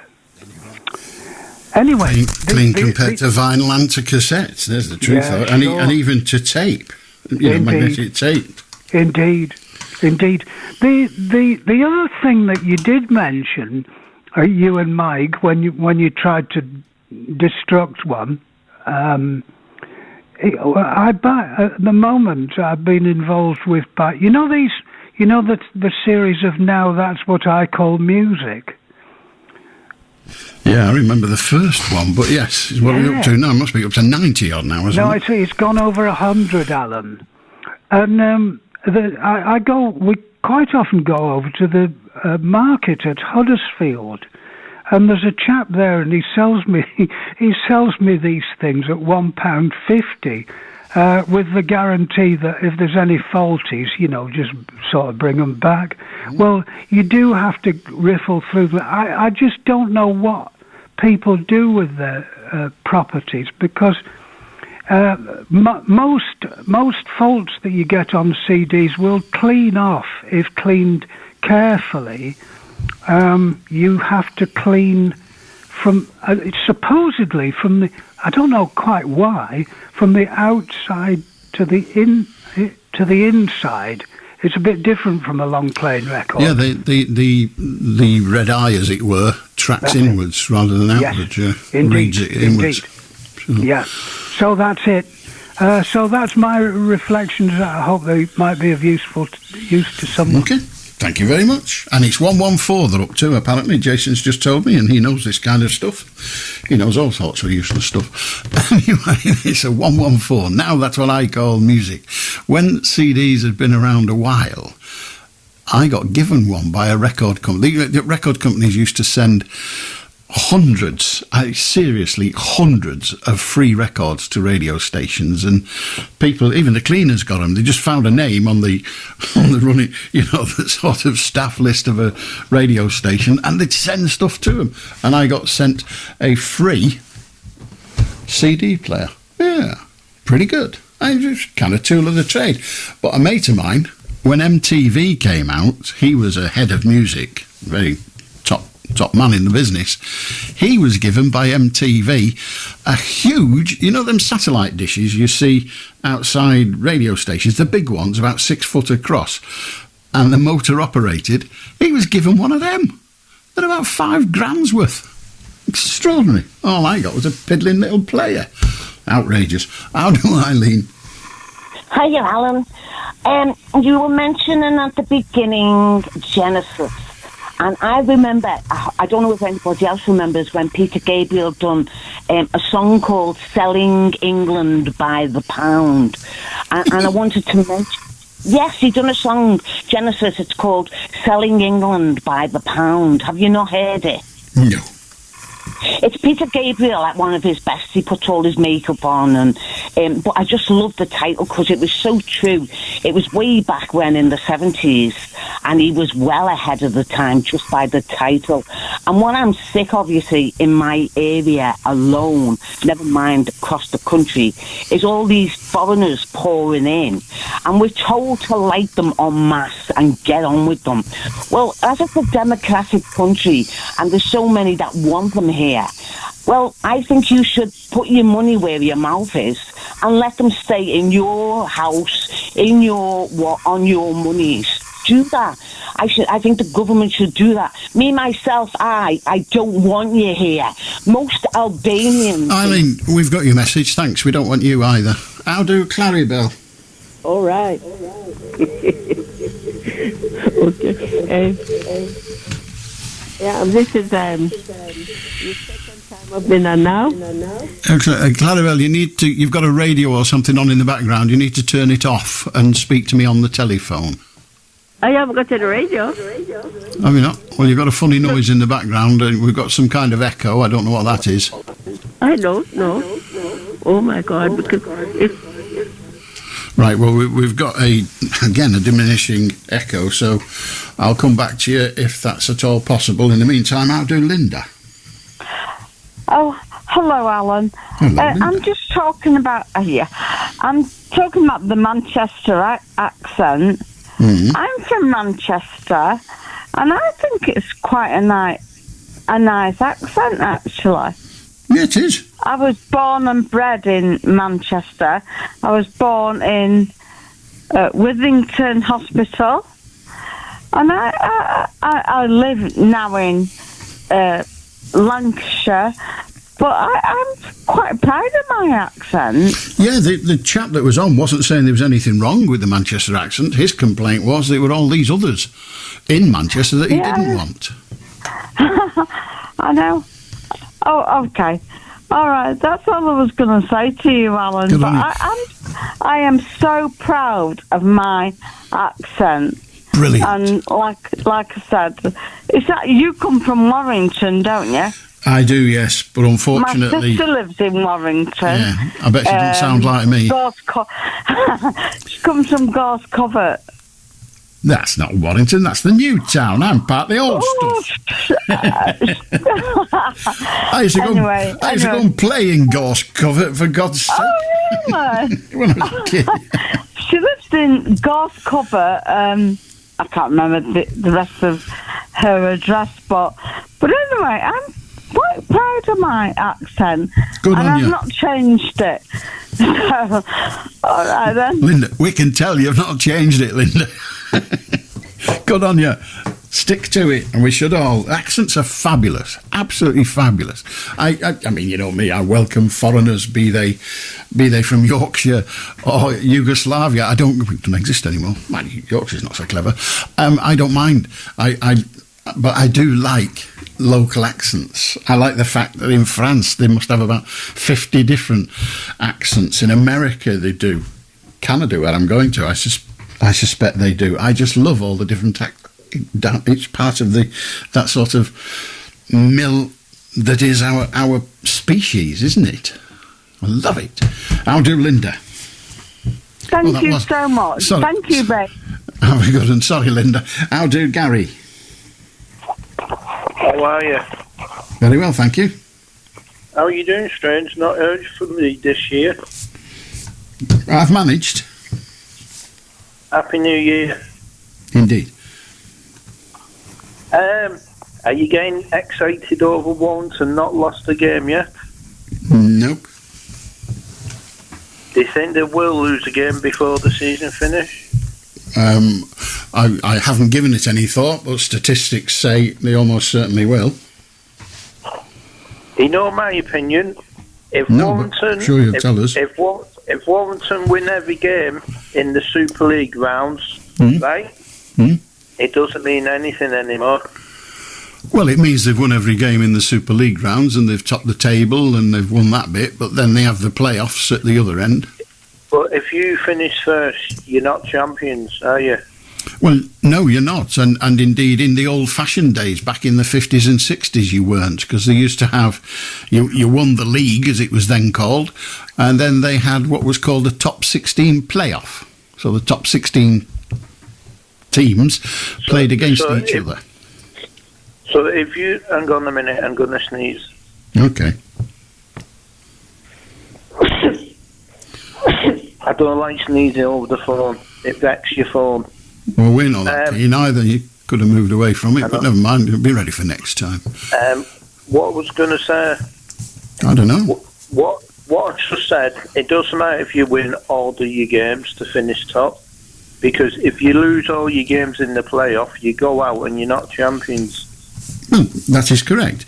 The champion, and that has been the tradition within rugby league since I was a lad. As I say, you used to have the league, and then at the end of the season, the top 16 the top 16 teams played against each other. The advantage of winning... How many teams was it in the league? I don't know, but the top 16 played against each other. It don't matter how many were below them, it was only the top 16 that played. And the benefit of winning that part of the, if you like, the league, was that the top team played the bottom team, and the second team played second team from bottom. I think it's all a load of rubbish. Once the league finished, that should be it. You shouldn't have any playoffs. Fair enough. Because at the end of the day, it's not fair, but the only problem is they do it because it's all over money. Of course it is. It's like in the football, in the championship, when the top two go up, the third to six have a playoff. I think the team who finished third should go up. Well, that's fair enough, but, both of these organisations are professional entertainment services. Professional being the operative word. And what do you think about Graham Potter tonight getting sacked? Who's he? Manager of Chelsea. Oh, I don't think about it at all. And that's it for you and the Tottenham manager. Are you going for the job as Chelsea? No, I'd have to live in London. What? You don't? I think you've got to turn up at the ground all week, haven't you? I know that, but you don't have to live in London. You can live in Wales and still be the manager of Chelsea. No, it's quite a commute every day. Why? Because it's a long way. Right, you say it's a long way, right? It is a long way. Right, do you know Wrexham play in Wales? I know Wrexham, yes. They play at the racecourse in Wales. They do, yes. He's a football player. What plays for Wales, for Wrexham, and he lives in London, and he has to come all the way from London for every train, every time they train, and every time they play at the racecourse. Yes, but he's not the manager, is he? And do you know the reason he won't live in Wrexham? Because his wife wants to stay in London, and he doing what his wife wants to happen. Right. Otherwise, if you got a wife in London and you leave to Wales, the chances is he'll probably not be with you anymore. Well, she obviously loves him a lot. And how's your wife doing? Mind your own bloody business. Is she still alive? Mind your own business. Why are you only asking? Well, I'm only telling you to mind your own business. Don't tell anyone on the phone about it. Mind your own business. And what about you? Are you okay? Well, I'm not dead. Are you okay, though? Well, you asked me that when we started out. I haven't diminished or improved since then. So when somebody asks you how you are, how come you don't say mind your own business? Well, it is my business how I am, and I have the right to discuss my wherewithal, if I choose, or deny, if I choose, but I don't think anyone has the right to know anything about my wife. I know, I understand that. So Good. I don't know why you bothered asking then. So what do you want next? Do you know it'd be wrong for a person to come on the phone and tell the nasty fact where them live over the network? Do you think it'd be wrong, or wouldn't it be allowed? I didn't understand the question. Ask me again. You're not allowed to give the name of your street, the name of your number, and where you live on the network, are you? I don't think there's any rule that prohibits it, but we don't allow it. Well, it'd be a bit silly if you did, because anyone could be on the network listening, go to your house and break in your house. Well, they could go to your house and break into your house anyway, but I think it would be unwise for people to give out their address over the radio, and we don't do it on this programme because we don't even care whether people use their own name or not. Pardon? Hello? Yes, hello. Are you on tomorrow? Well, I'll be on at midnight, which is the beginning of tomorrow, yes. No, are you on tomorrow, though? Yes, after midnight. After midnight? Yeah, at midnight. The day changes to Monday, and Monday's tomorrow, and I'll be on tomorrow. You're not on tomorrow, it's Monday tomorrow. Indeed, it is Monday tomorrow, starting just after midnight, and I will be on at midnight. You're not on for 3 hours like you are tonight. You didn't ask me if I was on for 3 hours. You asked me if I'm on tomorrow. The answer is yes. You're not on for 3 hours tomorrow, are you? No.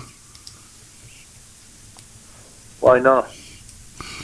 Because I don't work Monday nights. Are you on Saturday and Sunday next week, being Easter Saturday, Sunday? Yes. How come when it's Easter Saturday, Easter Sunday? I don't care. It's Easter Saturday and Easter Sunday. They're just another Saturday and Sunday to me, apart from the When eggs. does your contract finish? 31st of May. Because if you don't have a new contract, I'll be over the moon. Good. So I'll let you go now because Be very careful. Be very careful when you're over the moon, because there's a cow coming the other way, and bumping into a really stupid idiot can damage a cow. How do Beverly? Oh, sorry, that was good. And just saying about accents, Alan. Go on. It's not what I come on to talk about. Anyway, I love different accents. I was on the bus a while back, and this man gets on and had an accent, and I said, "Where'd you come from?" I wasn't being nosy. It was just that the accent got me. Anyway, my son-in-law has full Cockney. It's brilliant. I love it to bits. I've just climbed the apple and pears now, so after I've talked to you, I'm going to bed. Anyway, some of the Cockney rhyming slang, I have to have it explained to me. All right, I've actually got a book about Cockney slang. Yeah, my wife used to work in the East End, so when I encounter a Cockney rhyming slang that I don't get, I ask her, and she usually either knows or can work it out, but it really is bizarre. Brilliant. Anyway, I came on. You mentioned about a group of people marching in Liverpool in August. I don't know if it's the same one, but as far as I know, the group of people that used to march in Liverpool, it was on the 12th of July. I don't know if it's PC for me to say anything. Yeah, it is. It was the Orange Parades. Yes. Yeah. I didn't know if I was allowed to say it. Yeah, well, thank you for being hesitant. It's but yes. the 12th of July, Alan, not August. Yeah, it is. Yeah, I know, yes. 12th of August is something entirely different, but never mind. But it was the 12th of July, okay, yeah. thanks for having me on, Alan. My pleasure. I think they then moved it, as I say, to Southport, and I don't know whether the parades actually take place at all now, but thank you very much, Beverly. 0800 218 2255. We tried talking with Clarabelle earlier and had difficulty, so we'll try again. How do Clarabelle? Okay. Is it any better now? Not really, no, but we'll try. We'll try and carry on. What would you like to talk about, Clarabelle? I just don't know what's happening. No, me neither. It's just about last week, Sunday. It's sort of about this time. A lady came on. Clarabelle, are you on a mobile phone? don't know. I'm on the train. Sorry? I don't know why it's repeating. No, so you're not on a mobile phone? No, I'm not on the mobile. And are you using the phone that you are on? Are you using it hands-free? Yeah, landline phone. Yes, but are you using it hands-free? What do you mean hands-free? Are you holding it in your hand? Is the speaker is the speaker on the phone on? Right. Put it down now, see. It's going to say. It's just as bad. I'm sorry, Clarabelle. I'd love to talk to you more. I really would. I don't know, Clarabelle. I don't know. It's technology. It's not my department. How do, Jacqueline? Hello, Alan. Good evening. Good evening. The 12th of August is the grouse shooting season, isn't it? Entirely. So if you've got feathers, watch out. Watch out, yes. Don't go creeping round in the undergrowth. Before they moved to Southport, there used to be a new Brighton, I think. Oh, I didn't know that. But I'm sure it used to be New Brighton, and because of the all the palaver that went there, they didn't want them there anymore, and then they moved to Southport. Right.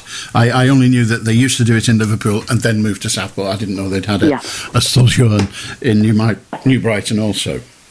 Oh, we're going back many, many years. Yeah. Anyway, apart from that, that poor fella from Manchester, who the hell wants to talk with a Manchester accent? Lots of people from Manchester do, and quite right too. But what happened to me one day, I was walking my dog in the park, and I met a lovely young man with his son who wanted to go at least once a week for a good walk in the country. And he was Polish. And he was talking to his son in Polish. And he said, "Please forgive me for talking in Polish to my son. I don't want him to speak English the way I do. I wanted him to speak English the English way." Very and I good. thought, why the bloody hell do you want to do that? All they do is because he wants him to fit in. Yeah, well, he wanted him to speak proper English. But then the English, like this and like that and like... I thought, God, why do you want your son to talk about every other word as like? But he came to Wrexham. He's only a young man, and he was fully integrated into the thing about Wrexham, and he even knew about the hospital in Wrexham, because they had a Polish hospital. The Americans used it, and they moved away, and then the Poles moved in and made it into a Polish hospital. Brilliant. What's it called? Oh God, not Pevensey. It don't matter what it's called. No, I can't remember. But he got to know the history of where he was living, which was very nice. Yeah. And he spoke very good English. Very good English. Okay, they say words back to front like "I have been" or "I have been had," whatever. But he was a charming young man, but insisted on his son going for a walk at least once a week. And this park was rather big where I met him. It was about 400 acres, along the river and everything else, and it was lovely. So, but then when you see a programme of what's it called? Oh, I can't remember. Oh, Brits in the Sun. Right. In Spain. Nobody wants to talk Spanish because there are so many Brits there. Why do we have to need to speak Spanish? I thought, well, get a grip. At least you can do... but they knew how to say, "Oh, 2 beers, please," in Spanish or whatever. But there's nothing wrong with an accent. We've got loads of Poles in Wrexham. So what? You talk to them, they will talk back to you in English. I don't know what's the matter with people. People are just afraid, really. They're afraid. But the Poles have been in Wrexham for many... In fact, if it wasn't for the Poles, the Battle of Britain wouldn't have been won. Well, you may be right. But as I say, in answer to your question, they're just afraid. People are frightened of things that they don't understand, and that's a human condition, and that's fine. But I'm glad you welcomed then, Jacqueline, as indeed do I. Have a good night. 0800 218 2255. We're going to talk to Shafik and to you if you dial that number, 0800 218 2255. But now we'll enjoy threatened with droughts because the reservoirs were empty. And it's piddled it down since then, and the reservoirs apparently are well stocked again in many parts of the country. That doesn't mean we can go wasting water. That would just be wrong. 0800 218 2255. It's 10 to, well, it's about 8 minutes to midnight. We're here till 1, so plenty of time if you want to join us. How do Shafik? I'm okay, my dear friend Alon. I like to talk about the Great Britain. When anyone talk about the country, any country, then I'm fancy to talk with about the country. I know Great Britain I'm living now in last 33 years, and my hometown is Burnley. Burnley is a National Brew Council flag is a right hand, and Northern Ireland flag is a right hand. And my 6 finger I'm born with 6 finger. I'm a 51 year old. My mother country is Bangladesh. She's a 52 year old. I'm born in Bangladesh, and my soul reborn. And even the Great Britain map, not Union Jack, Great Britain map. This map is a German-born city. Miracle come out Great Britain map. Even not divided the Republic of Ireland. The map is around about the round. The map is a tree, miracle tree. Is a Muslim people need that the natural map display every mosque. If you go Dewsbury Mosque, the map will be come out because miracle rock, Allah name, God name, miracle name in the rock that come out in Australia. Tree come out, miracle name of God, the Arabic writing. Everything is a miracle. That's why another one. If the Jesus Christ knew that the God not divided Republic of Ireland in Great Britain, England, Wales, Scotland, or Northern Ireland, and so that is a Great Britain in it.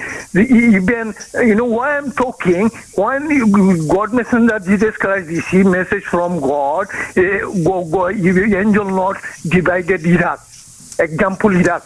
God not only talk about the Medina or Saudi Arabia. God not divided Iraq. God not divided Republic of Ireland. Isle of Man not with Great Britain. Isle of Man was the Republic of Ireland. But we Great Britain ruled this Isle of Man. Who knew that? Jesus Christ knew that. This is secret knew that. Our Royal Highness, Prince of Wales, Prince William, he knew that very well about the Isle of Man. Thank you very much, my dear friend Alan. Have a good night. How do Danny? Hello, Alan. Yeah, I mean, I'm going to talk about another thing, but I want to say first and foremost, one of the previous callers actually was talking about Salford,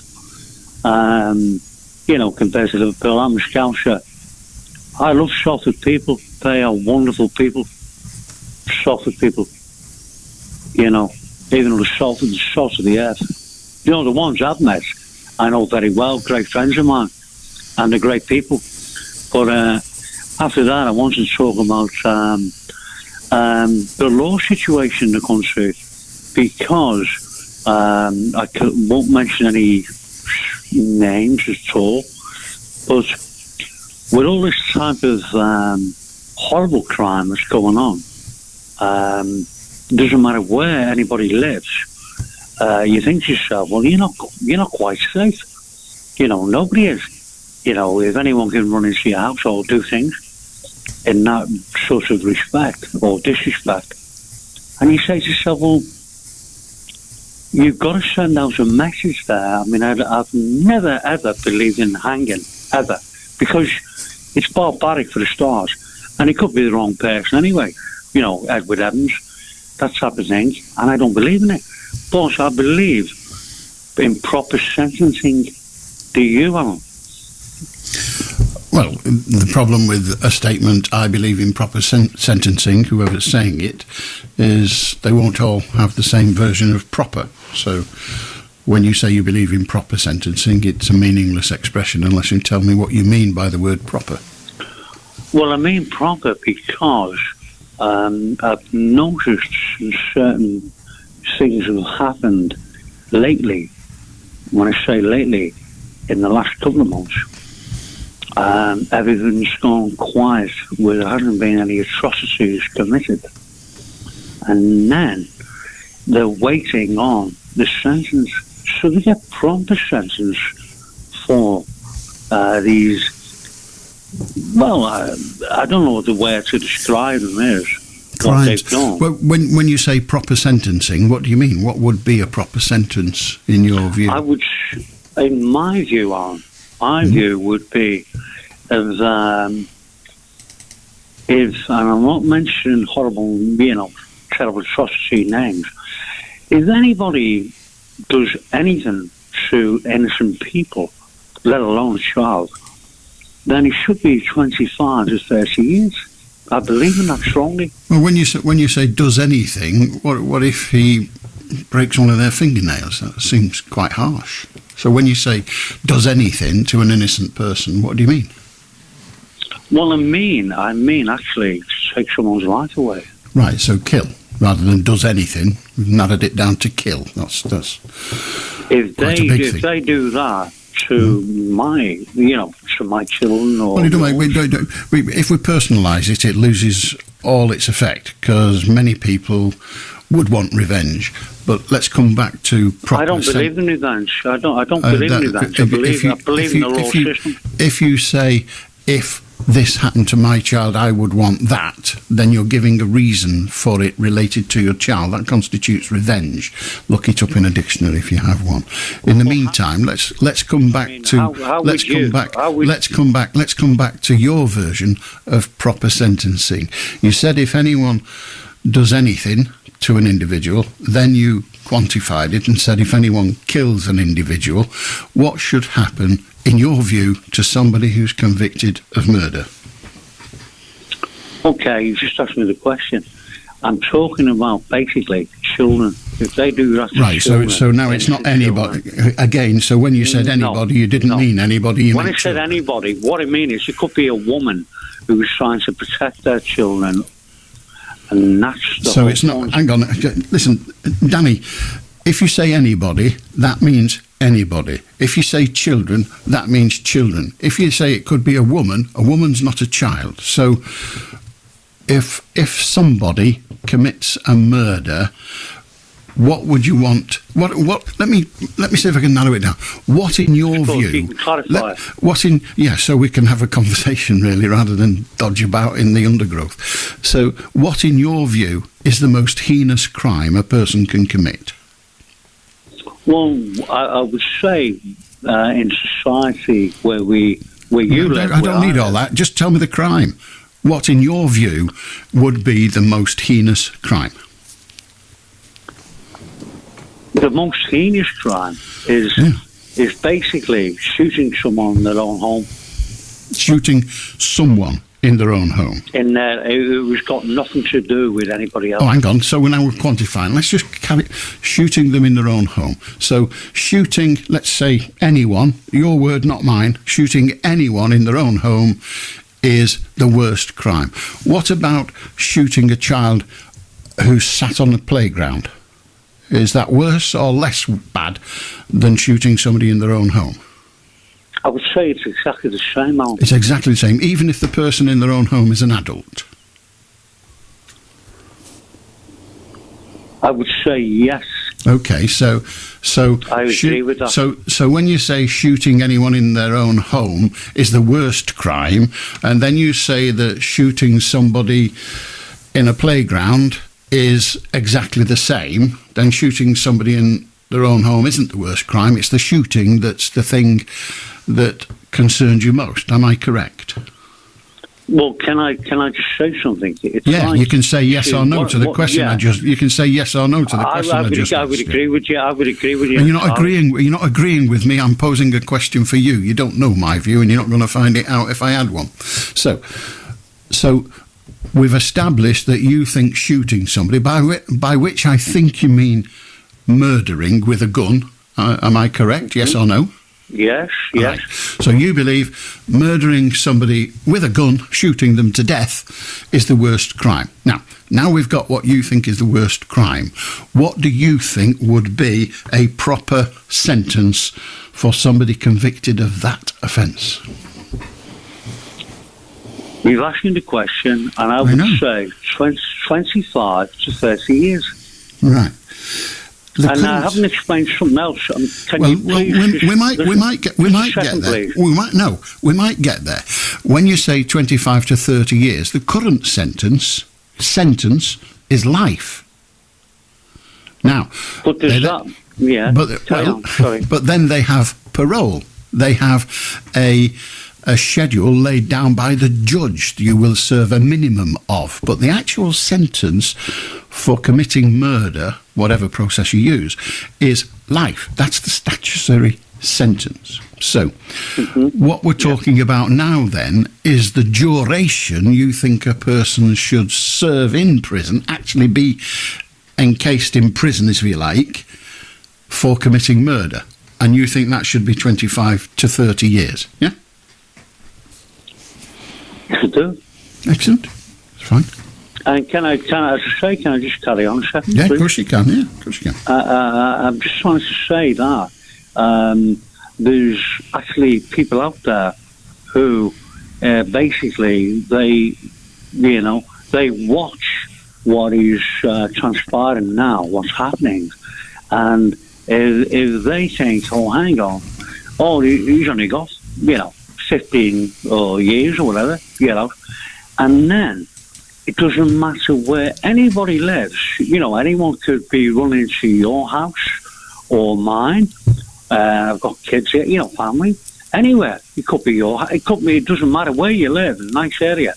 And they run in with guns like that. So this is what I'm trying to say. You're not going to do that. Because what kind of, how could you live in a society like that, Alan? Well, we all live in a society like that. Do you think the chap who's how about... How would you say... Carry on, sorry.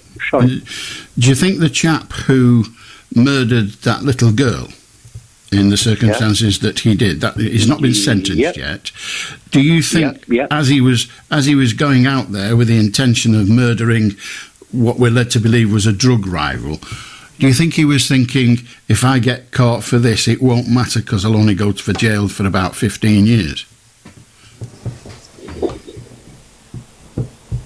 That's probably if he thought he'd never get out, he probably would never have done it. Do you think he's more likely... That's my belief. Do you think he's more likely to have not thought it through a great deal? You see, circumstances-wise, over a number of years, I think people like that have thought, well, I'll do this and I'll get out and all that. And then when it's a heavy sentence, to send out a message, you can't do that because otherwise you couldn't live in a society, could you? No matter where you lived. Well, I have to tell you that in America, which has a very, how can you agree with all I've said it is in America? Because I know what you're saying about America. Excellent. It happens all the time. No, I won't say it then. You know what I'm going to say, I won't say it. You know what we're doing? Excellent. What was I going to say? Well, I thought you were going to say about America, where this has happened many, many times in America. What has?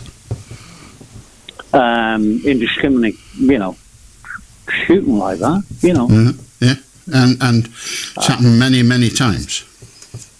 Mm-hmm. And do you think... So can I ask you what your answer is, please? I don't have one. Do you think the sentencing policy in America is harsher than our current one or easier than our current one? I think the policy in America, right, where people are in there for a very long time and all that. So it's still goes on in America, doesn't it?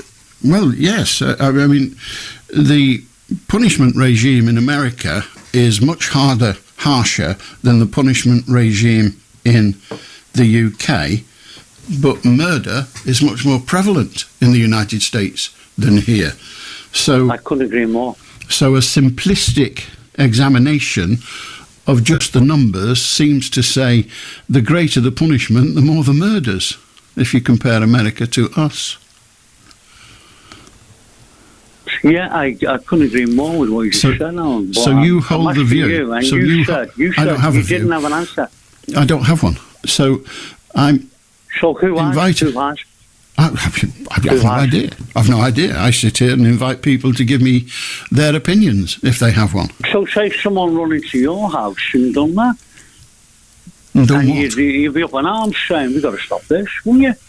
Well, you can ask me as many questions as you like. That doesn't mean that you'll get an answer. I know that. I'm just saying to you, in general, anybody's, including your own home, with wonderful people there, if someone runs in and that happened there, you saying, look, I haven't got an answer, but I want this stopped. What is the answer? Yeah, I don't have one. I haven't changed my mind because you've readdressed the question. Well, it's not readdressing the question. It's saying, what do we actually, Well, I tell you what, Danny, it doesn't matter whether it's readdressing the question or not. The answer I've given you is the last one I'm going to give you in that respect. I'm not going to change it. Well, probably every listener will agree with me what I'm saying. That's what I'm saying. He won't agree with you. He'll agree with me. You can't agree with me. I've not made any statement. There's nothing to agree or disagree with. I think you will agree with me, though. Everyone listening, I think you may be agree correct. With me. You may be correct. I think the chances of everyone agreeing with you are slim, but certainly... Well, most will.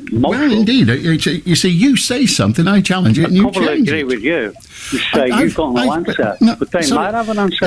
Danny, I think you are correct that many people listening will agree with what you're attempting to say, but not everybody will. Yes.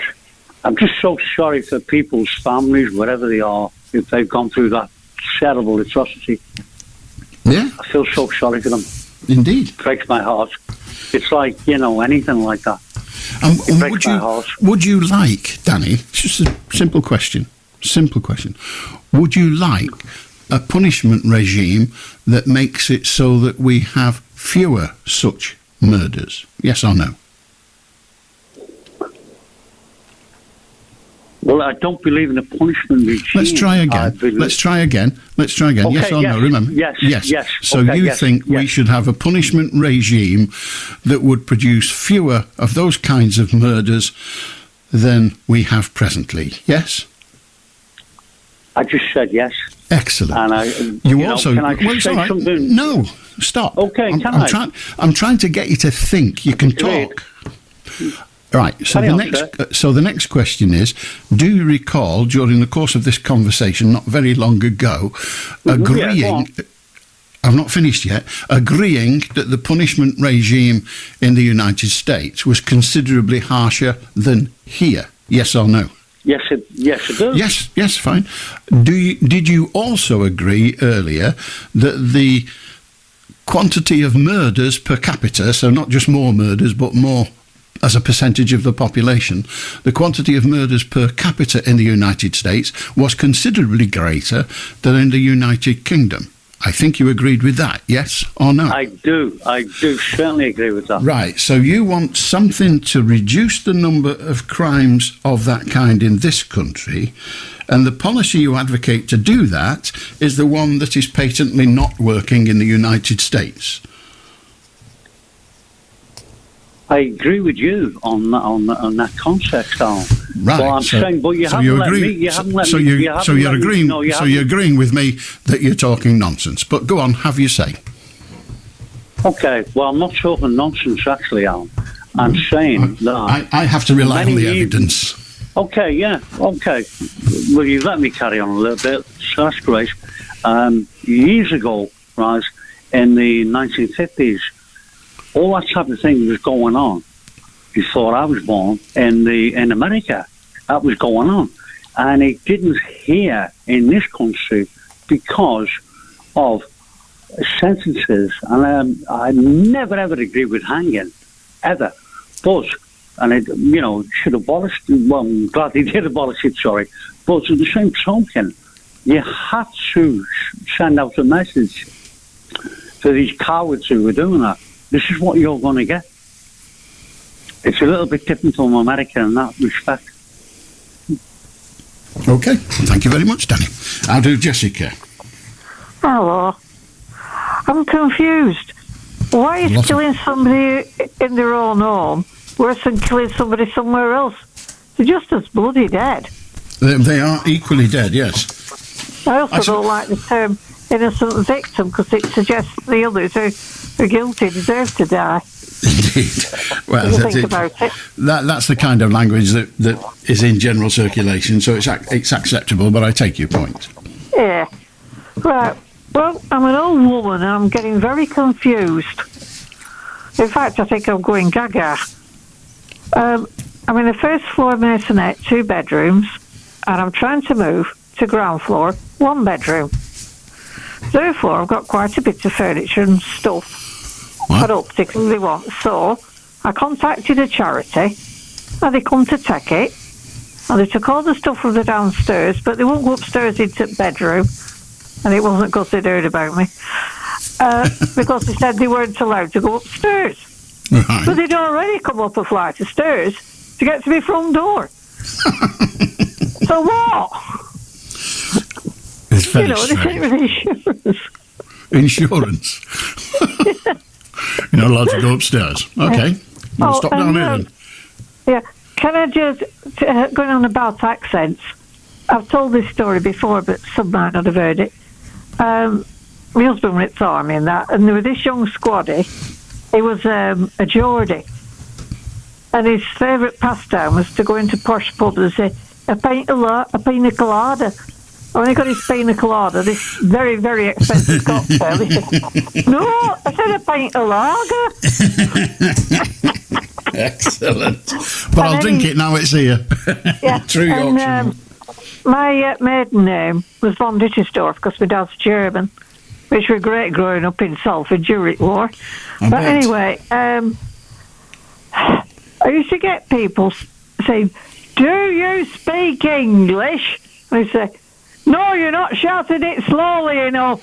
If any foreigner could understand English if you shout it slowly enough. Absolutely. It works when I'm abroad, for sure. Oh, well, good night, love. Good night, Jessica. How do Paul? Hello, Alan. Hiya. What do you want Are you to talk there, about? mate? I am, yes. I would... Alan, I've been listening to the show since you come on. I know you go off at 1.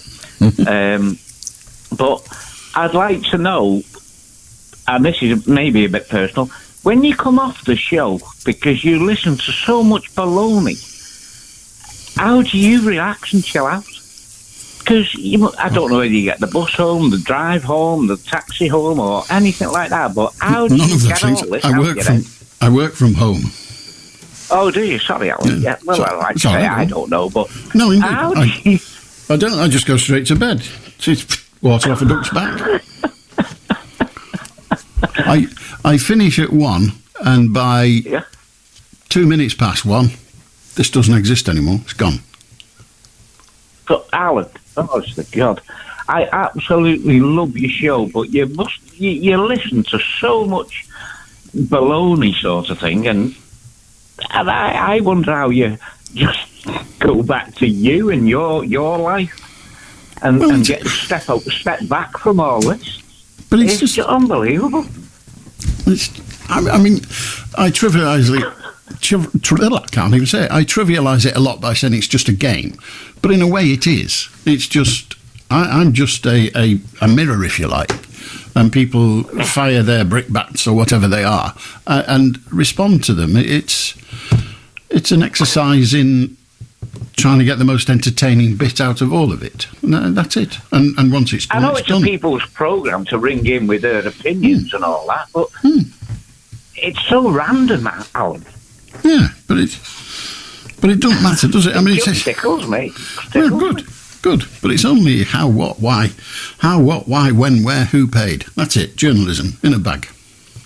Well, yeah, but it's just, oh my God, I don't know. I can't get my head around it. It's so hilarious. And I could not, if I had your job, I could not come off the radio and go and lie down in bed and fall asleep. I'd be thinking about everyone who... Yeah, well, yeah, you have to care for that. No, all I'm saying, Alan, you must have a big box of paracetamol to clear your head after. Good Lord, no. I don't have anything. I mean, it's not necessary. It honestly, it really... It doesn't touch. I say frequently, I am fortunate that I was born without a soul. It doesn't matter. There's nothing that happens between 10 and 1. Dry. Well, it's just anything that happens between 10 and 1 on a Saturday and Sunday night, it doesn't matter. I just think you're brilliant, Al. Absolutely outstanding. Well, that's... We'll fool you, say I, but have a good night, Paul. Thank you. 0800 218 2255. How do Ted? Right, Alan, just to say, flowers, Alan. Flowers. I do, I'm aware, yeah. Well, there's some flowers that have got stomachs. So if they've got stomachs, they must have eyes, brains, and ears, mustn't they? I've never heard that a flower has a stomach, but I suppose I've never heard a flower fart. And if they've got eyes, brains, a nose and a stomach, they must have an arse. Yeah, well, they must do, yeah. But, how come they smell so nice? Outer space, outer space, Alan? I'm aware some of these flowers that they found, like in South America and other countries and that. I mean, South America's a long way away, but I've never heard it described as outer space before. No, some of the seeds from outer space came down there and landed and down outer space. Okay. Do you believe that? I neither believe it nor disbelieve it. It's just something you've said. Well, see that woman, she was talking about Genesis, the band called Genesis. Now, we're meant, every human on this planet says Genesis, but the real word of the meaning of the word is geniuses. No, I think the word Genesis, doesn't it mean first? No, the word Genesis, it means geniuses. Right. Do you believe that? No. Why is that? Because I don't think it's right. Well, see the Ark of the Ark, and have you heard of that? Have I heard of the Ark of the Arkham? The Ark of the Arkham? Yeah, it's a box. Now, on top of the box, there's two figureheads with wings on it, as if the box is flying. Now, I've seen that in the heavens above, a black box moving across the heavens. Right. And in Mecca, they run round a black box in a circle. And the Jews wear a box on top of their head and pray to the prayer and more with a box on top of their head. Well, they wear it on their forehead, not on the top, but yes. On all this information that we're getting now came from that box, binary systems. Right. I've just looked up the word Genesis in the dictionary just to make sure I was correct, and it means origin, source, start, outset. None of the words you used, but thank you anyway. How do Sam? Hi, Alan. So recently they've discovered a new black hole. You know what a black hole is in space?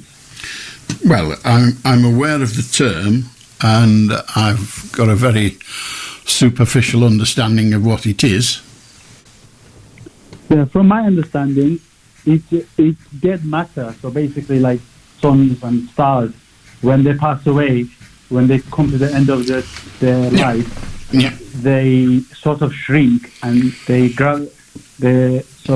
sort of shrink and then they become nothing. Like all the matter, all the material basically becomes nothing, and it just becomes a black hole.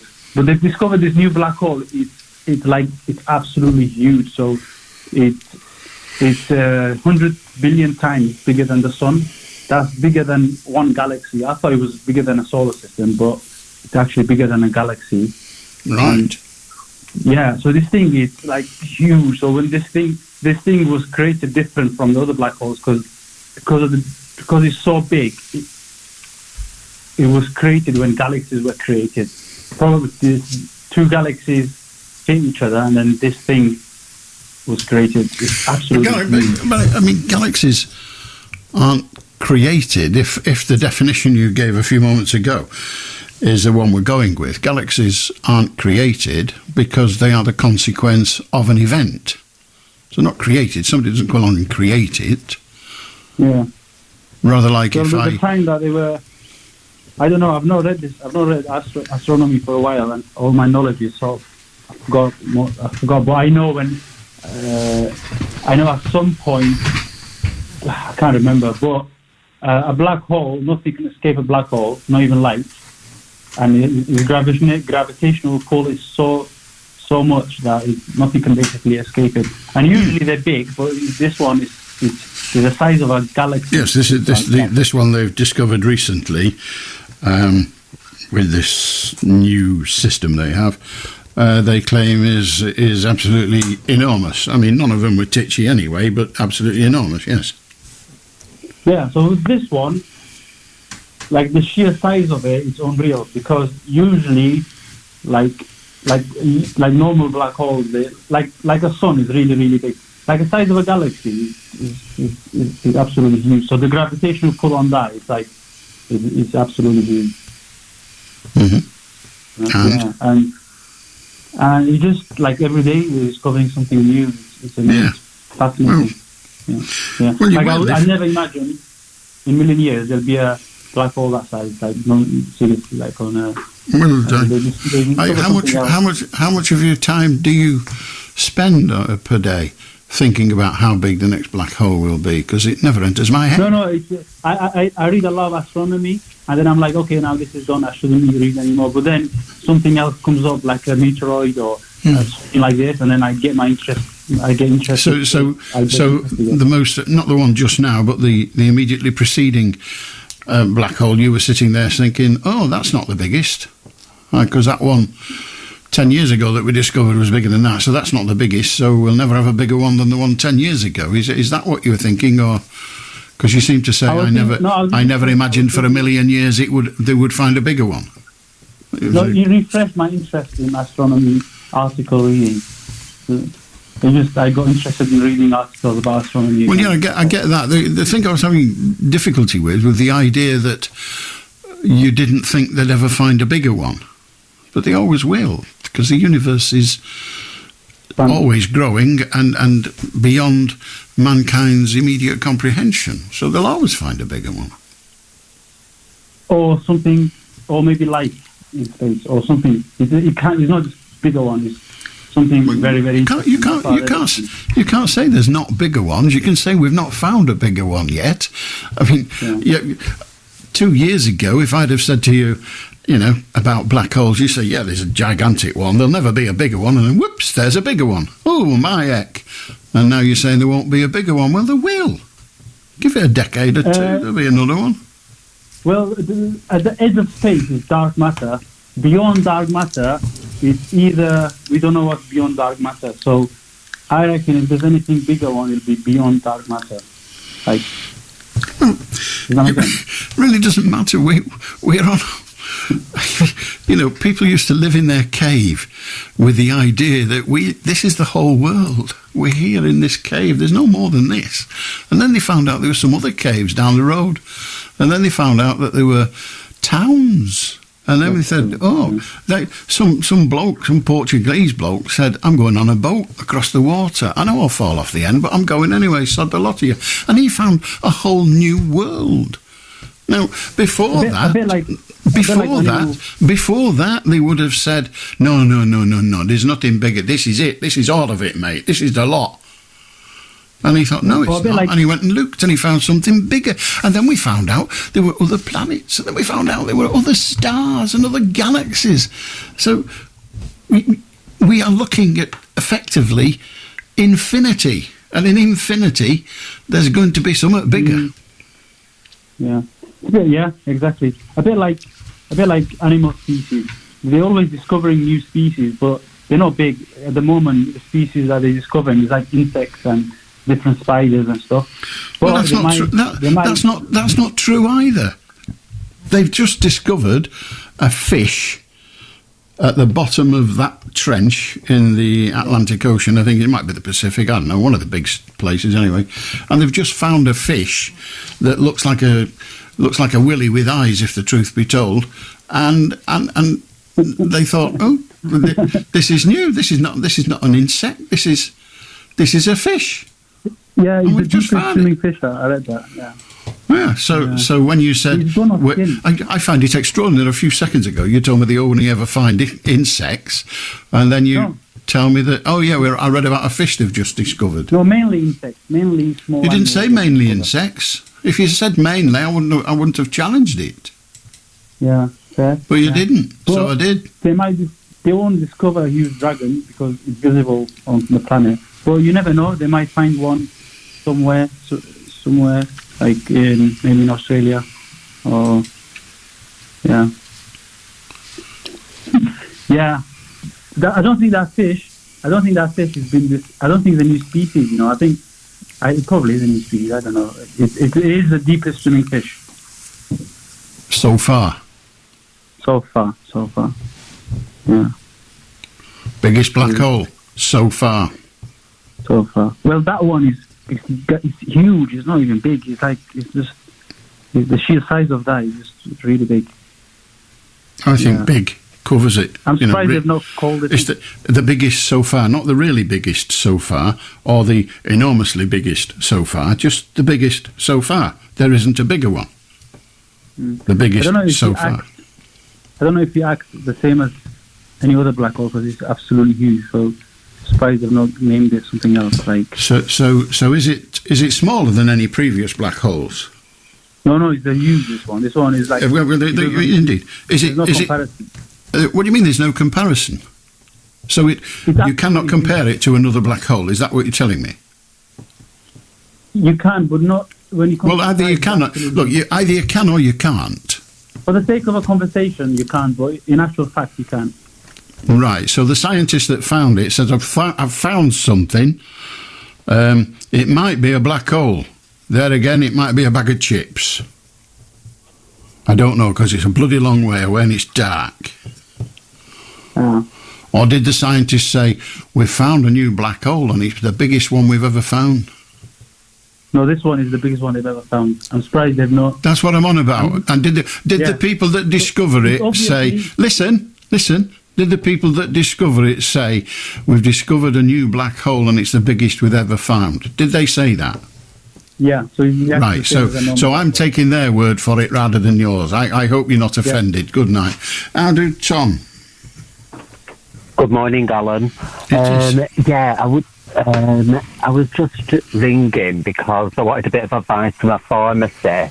So they're an independent pharmacy, and I've been having troubles with her for the last. I get a repeat prescription, and I've always paid for a prepayment certificate annually, and it's not a cheap medication.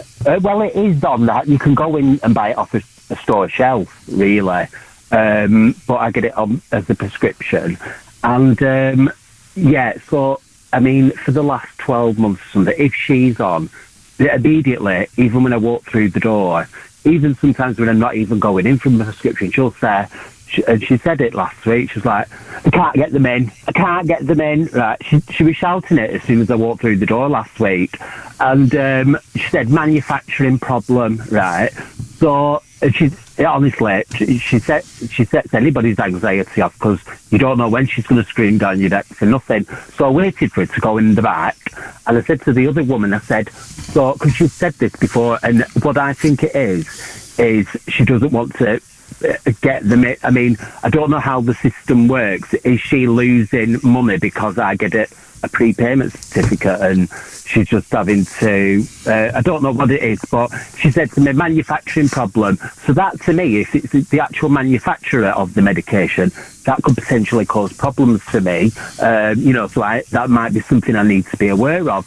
So I said to another woman, I said, so what manufacturer is it that's having problems? The woman came storming out that. She went, I'm not being funny. Tom, Mr. I don't want to say Mr. Tom will do. I'm not being funny, Tom. Not being funny, Mr. Tom, but I told you we can't get them in and it's been 3 weeks now. I said, yeah, but you told me it's the manufacturer. She went, no, it's the supplier. And I said, well, that's funny because the pound shop down the road have started selling the medication in question. And I said, and all the other pharmacies don't seem to have a problem. And she went, and I said, well, so what, have you tried any other suppliers? She went, I've tried them all. Right. I said, well, and she said, well, I can only go to certain ones because I'm, and then she was making excuse after excuse, right? I think she's just not getting them in anymore because I don't know whether she's losing out on money or not. Anyway, Matt, there's another question I wanted to ask you. Well, let me answer the question. Let me answer the question you've just posed, and that is, by supplying you with medicines on prescription, she doesn't lose out financially. Oh, right, okay. Right. That answers that question then. She doesn't have to buy them. She doesn't have to buy them for £10 and then sell them to you for whatever the prescription price is. So she is, for want of a better expression, subsidised at the outlay cost. So she'll get the money back for whatever she's paid for them, less the prescription fund fee. Yeah, but I pay for my prescription annually, don't I? So it's not necessarily the £8, £9 or the go. That's not the issue. That's not the issue. It's. I mean, I'm not a pharmacist. I can't tell you precisely, but they don't have to buy the medicines. Some of them are £1,000 a pill. They don't have to buy the medicines. Well, yeah, because they order them in, right? Yeah, because they order them in. They don't give me the ones off the shop shelf.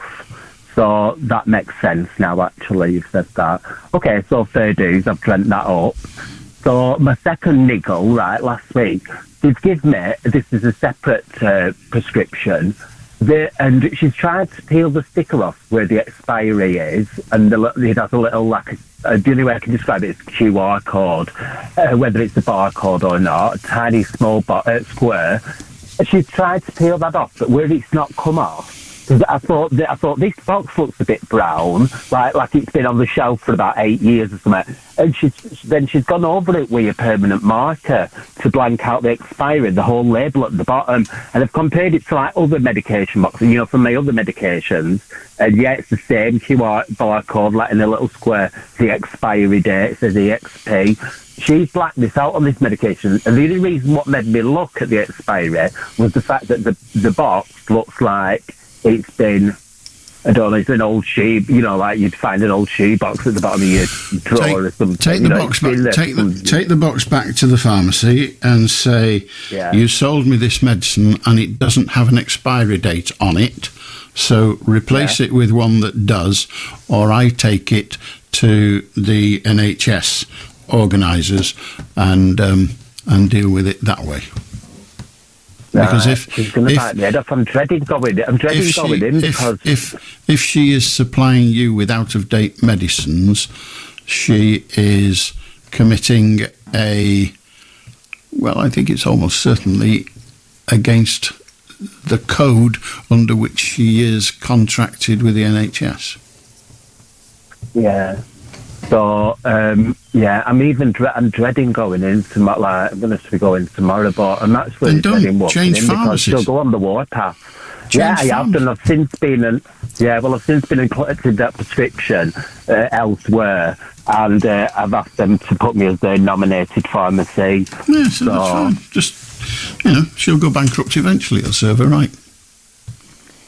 Yeah, right. Oh God, I'll go in tomorrow and just see if I can swap them. But anyway, I'll tell her that I want this replacing. If she says I will not replace it, say fine.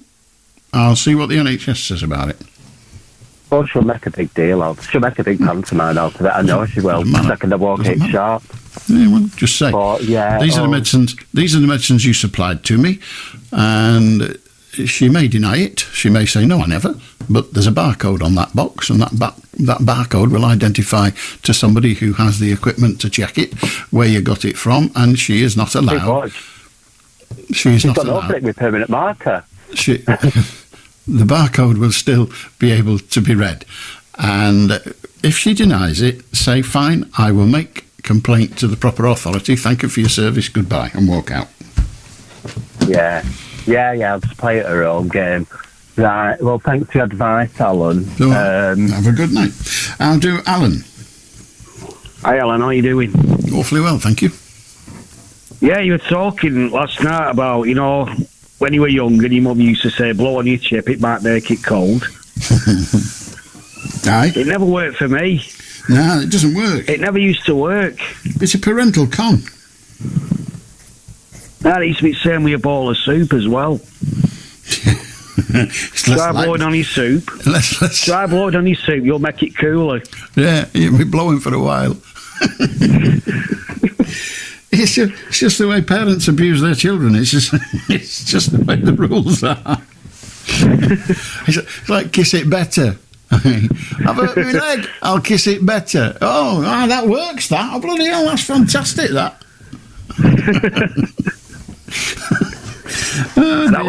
That was another one as well. Try blowing on your cup of coffee or your cup of tea. Yeah. If it's too hot.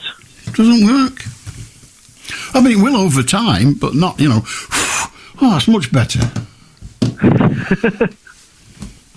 It's being a parent is about conning your children. That's it. That's all it is, isn't it? Yeah. Yeah, I wanted to talk to you about your Red Rose days, Alan. Go on then.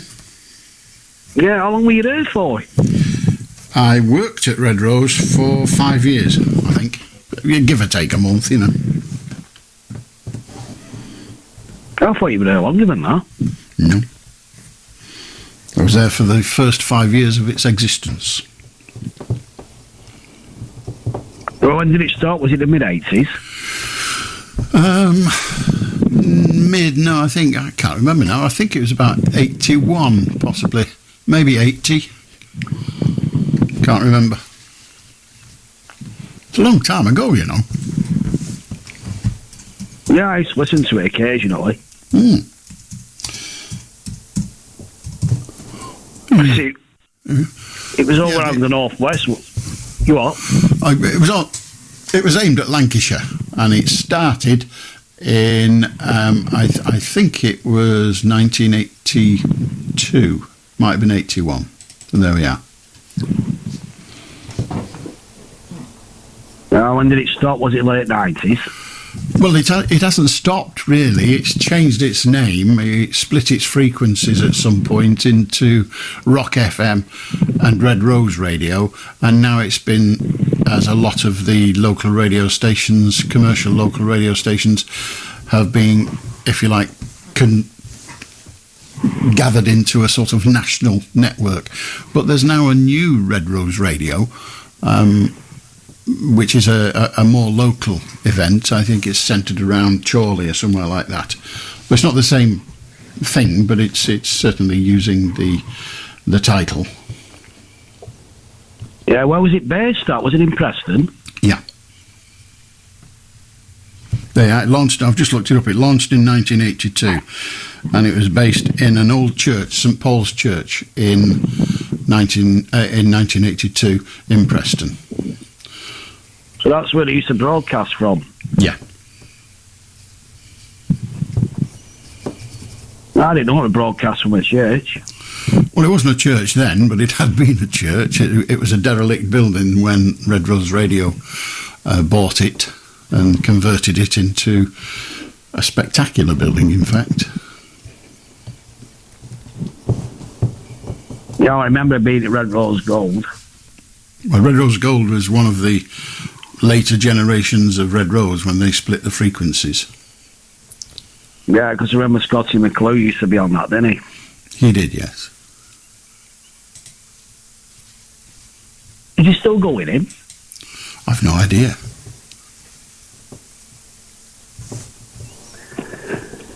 Yeah, and another thing I wanted to talk to you about, you know, the satellite channel, Talking Pictures TV. I've heard of it. I've heard of it, yeah.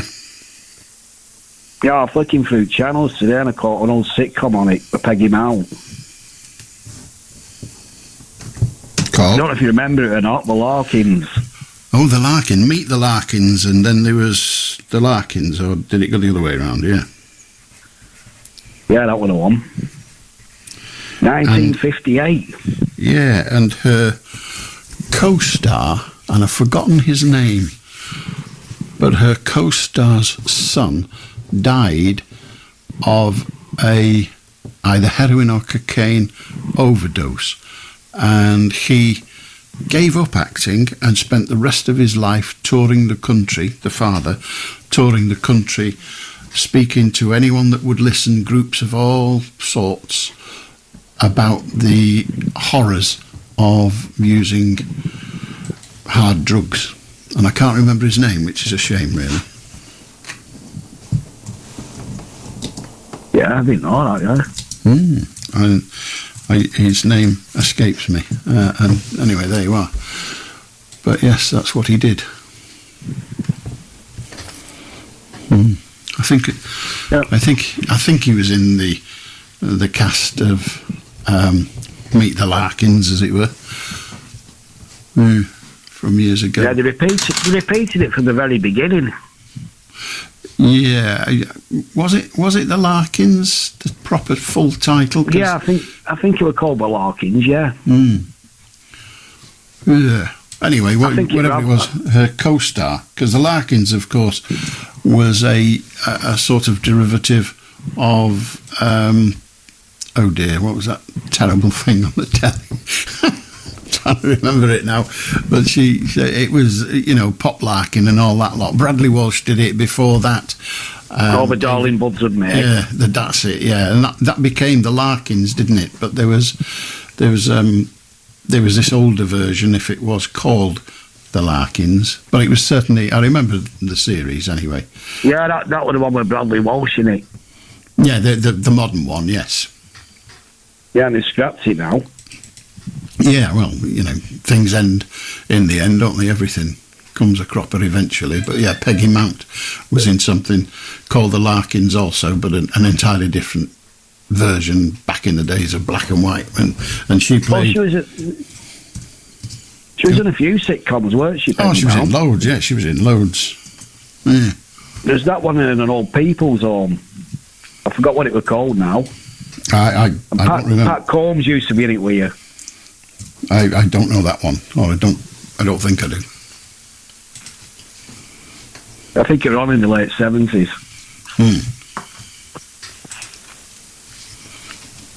Anyway, Alan, that's all I wanted to talk about. All right, splendid. Good to hear from you. 0800 218 2255, and the man's name I was trying to think of was David Kossoff, who was a very successful actor, David Kossoff. And as I say, his son died of a hard drugs overdose, and he spent the rest of his life touring the country, talking to any groups that would have him about the wickedness of hard drugs. So David Kossoff, interesting bloke. 0800 218 2255. If you want to join us, you can. Pick up your phone. And I'll do Maureen. Oh, hello. I'm just looking now. Talking Pictures TV, which is on Channel 82. They have just started the Larkins from the old Peggy Mount. Oh, brilliant. There you are. I didn't actually see it all from 2:30 till 3 o'clock. for quite a while, I suppose, Tom. No, it was just about when you talk about mothers, well, particularly mothers and children, abusing them.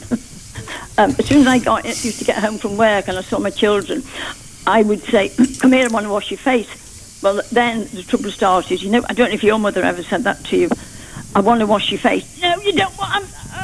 I've had my face washed. I don't need it washed. Just stand still a minute." "Oh, you've got soap with me right now."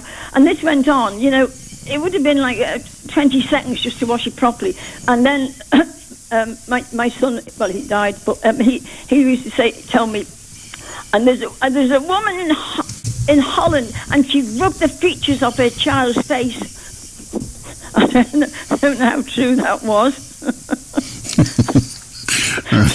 It is the kind of things they said, isn't it? I know, and when you talk about black holes, well, our cold shed was the black hole of Calcutta. And I say, I come in and say, look at the mess in it. Come on, get this. It looks like a pig hole in it. And pigs don't live in holes. Yeah, you never win with those, do you? Really? No. If your mum says that's how it is, that's how it is, Yeah. and you can either agree. Yeah. You can agree and walk safely away, or you can disagree and get a solid slap. No, he always had something to say. It's like, "You're now." Oh, and he made such a fuss. You can't, they screw the faces up, and you can't do around the nose and the mouth, because it's so tight. You just stood still for a minute, it would wipe you off. But he'd had his face done in the morning when he went to school, but at 7 o'clock at night, it needs another wash. He didn't think he did. Like kids. Anyway, kids and parents, Good on you, Margaret. Yeah. Thank you. Maureen, my apologies. Good on you. Have a good night. 0800 218 2255. It's 10 to 1, so you've not got long. I've just looked up David Kossoff, and following the death in 1976 of his son Paul, who was the guitarist with the band Free, Kossoff established the Paul Kossoff Foundation, which aimed to present the realities of drug addiction to children. He spent the remainder of his life campaigning against drugs. In the late 1970s and the early 1980s, he toured with a one-man stage performance about the death of his son and the effect it had on his family. So that was David Kossoff and his son, his late son, as it turns out, Paul. I'll do Alec. Oh, yeah, Alan. Are you all right? I'm very well, thank you. Yeah, it's just getting a bit disillusioned with life, and I was wondering if you could point me in the right direction, really. Everything seems to be going wrong, and everyone's like, I don't know, they're not really saying too much about it tonight. But we just think, do you think it's a good thing, just turning off the news every now and again and stop watching it if you know what I mean, if it gets to you, done it sometimes when everything you say is bad news. Well, there's no such thing as good news, really. Good news is not news, it's just stories. The news's job is to tell you about the horrors in the world, really.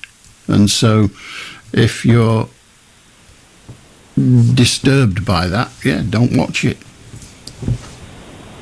It's a pity they don't make a news channel which tells you stuff that will do you some good sometimes, isn't it? That's not news. About stuff, but you don't want certain information. But that's not news. I mean, you're not going to employ a squad of journalists to go around looking for niceness.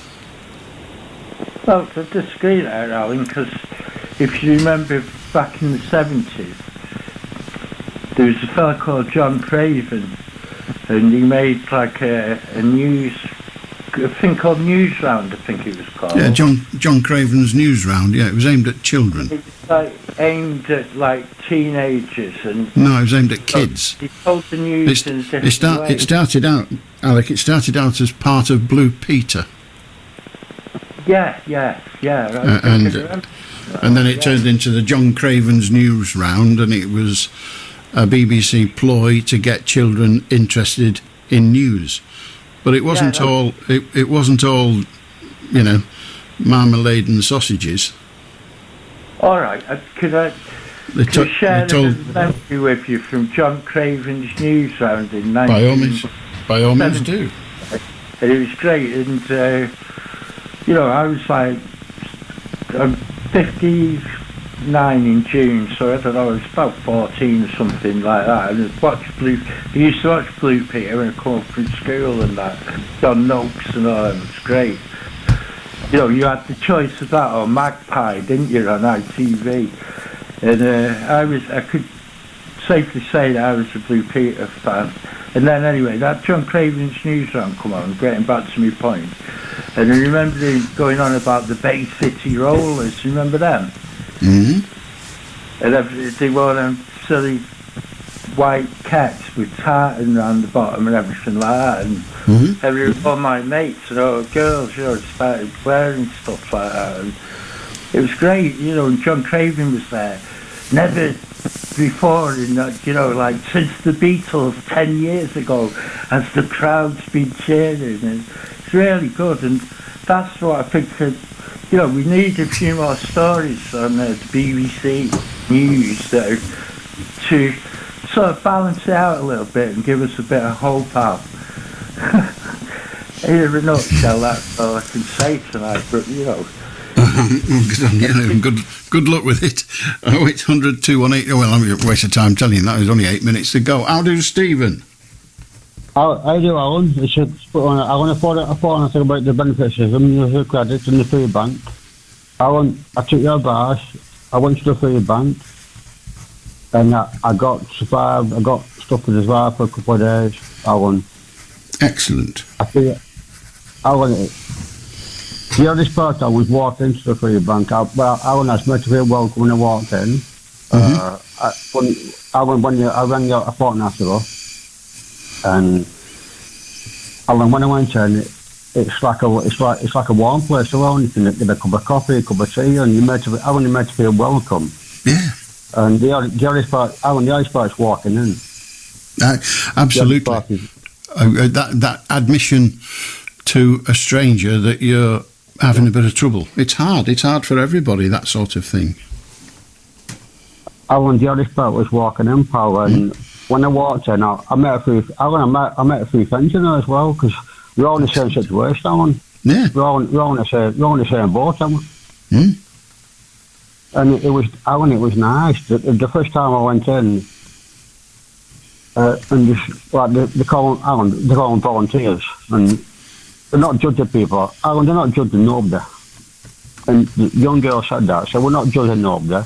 He said, come and get the basket there, take what you need. And I made a little donation, like a charity box on corner. I put a couple of quid in, which I felt better by doing that. Good. But I rang you a fortnight ago, and I went to work agents and work wise 2 days a week, and I'm getting myself back on my feet now, Alan. Good. And it's on me, and you need help, Alan. Yeah, that's hard. So it's hard for everybody. It's the hardest part of the game, isn't it? Yeah. And it's horrible that our society has done this for whatever reason. I'm not blaming any particular political party, because it's all part of the same machine, but it's just disgraceful that in our rich society people can't feed themselves without the help of kind-hearted others. Yeah, if I get myself back on my feet, and every supermarket, it's like a donation box in the supermarket, and when I get back on my feet, I'll put a feet into them donation boxes. Excellent. Because I know where it's coming from. I know it's going. Sorry, pal. I know it's going to the same place, isn't it? Yeah. People who need it. And that's how it works. Those that have got a little bit of surplus, put it in the food box, and those who are struggling at the moment get that help. And when they are back on their feet, as you will be, then they put something in the box to help the ones who are struggling at that time. It's how it works, Stephen. Fantastic. I'm glad you plucked up the courage to go, and I'm glad they made you welcome. Good on you, mate. Good luck. Lovely to talk to you. How do Andrew? Oh, hello, Alan. I know there's not long left. I'm actually a Sheffield United supporter because of my dad. He's from there. But I live in Bolton. I have done most of my life. And I think it's great for the town what we've done today to win the EFL trophy. Who's won it? Bolton Wanderers have. All right. Yeah, they beat Plymouth in front of nearly 80,000 at Wembley. Blimey. So I think it's really good for the town. So I'd just like to say that, really. Well done, then. Can I just say another thing, Alan? Of course you can. It's about Bolton. The town centre now, Alan, is dying. There's nothing there. It's the same all over, isn't it? Yeah, I mean, you've got the town hall, the Manse Crescent, the Octagon, which is good. And but everything's gone. M&S shuts next week. And that's not the flagship store of the town, really. But all that's left is barbers and banks and the old cafe. But they won't survive because people don't need to go to town anymore, you know. It's all these retail parks. It's ghastly. The way retail has gone in our country has been awful, absolutely awful. And I mean, sorry. People are losing their jobs, businesses are losing their livelihoods, and people are losing services. You know, going to town used to be quite a good experience, but it's miserable now in many ways. I mean, there used to be retailers like Dixon's and Curry's, and there was Whittaker's. That was a store for decades and decades. And it was an independent store. That's gone. And there was another Whittaker's opposite, a shoe shop. And that was there decades, and it's just gone. But that's because of all these large, soulless emporia that have come along, and they've put all the little businesses out of business. And then when they've discovered that, the profit margin that we want from that real estate, as they call it, has gone down, we'll pull out. Whereas the local business, he didn't have the same expenses, she didn't have the same expenses, and they could have carried on, but they stole their trade. It's the way it is. And we're one of the few countries that do it. You go to France, all the high streets are independent traders and the like. It's crazy. Well, there you go, Andrew. We ain't going to change it, are we, mate? But it's a shame. But good to hear from you. Have a good night. And that's us done, as it were. We will be live. BBC News at 1 o'clock. This is Tyler Dunn. A well-known Russian military blogger and vocal supporter of the war in Ukraine has been killed in an explosion at a cafe in Russia's second-largest city, St. Petersburg. Police say Vladlen Tatarsky died when a statuette containing a homemade bomb exploded. At least 19 other people were wounded. Sergei Goryashko is from the BBC Russian service. There are some reports that the statue had been given to him by a woman in her 20s who is actually participated in anti-war protests in St. Petersburg. However, it is not yet been confirmed that she's anyhow responsible for this attack, and there were reports from the Russian state media that she has already been detained, but they were not confirmed yet either. The National Education Union is expected to reveal this morning whether its members in England will accept the latest pay offer from the government. Teachers will gather later for the union's annual conference, where pay and workload will be among the issues discussed. Ministers say the offer is fair and reasonable. Progress is said to have been made in securing the release of 3 British men who are being held by the Taliban in Afghanistan. 53-year-old Kevin Cornwall, 23-year-old Miles Routledge and a third man who hasn't been named have been detained. 2 of them have been allowed to speak to their families.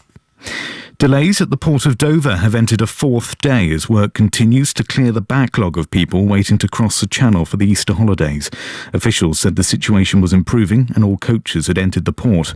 Will Gresswell, a teacher, is travelling with more than 60 students. We are literally just pulling into Port of Dunkirk as I speak, which is great news, but it's been a long time getting here. We're nearly 24 hours after we left Trowbridge in Wiltshire.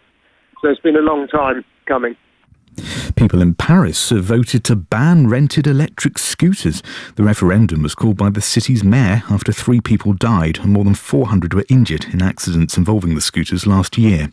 The authorities have promised to respect the result. Our correspondent Hugh Schofield reports from Paris. Official results show that of those voting, 9 out of 10 were against keeping so-called free-floating e-scooters. Evidently, the vast majority of those who turned out did so because they have strong views about the danger posed by reckless driving of e-scooters and about the unsightly inconvenience of vehicles cluttering up the pavement. The result is not unexpected, and indeed the 3 Paris operators had warned that the people who most support rentable e-scooters, that is the young, were also the ones least likely to make the effort to vote. City Mayor Anne Hidalgo is not obliged by law to heed the result, but she's made clear that she will. And today marks 50 years since the world's first mobile phone call was made. The American engineer Marty Cooper used to phone the size of a large house brick to inform a rival at a different company that his invention was a success. BBC News, it's now coming up to 3 minutes past 1.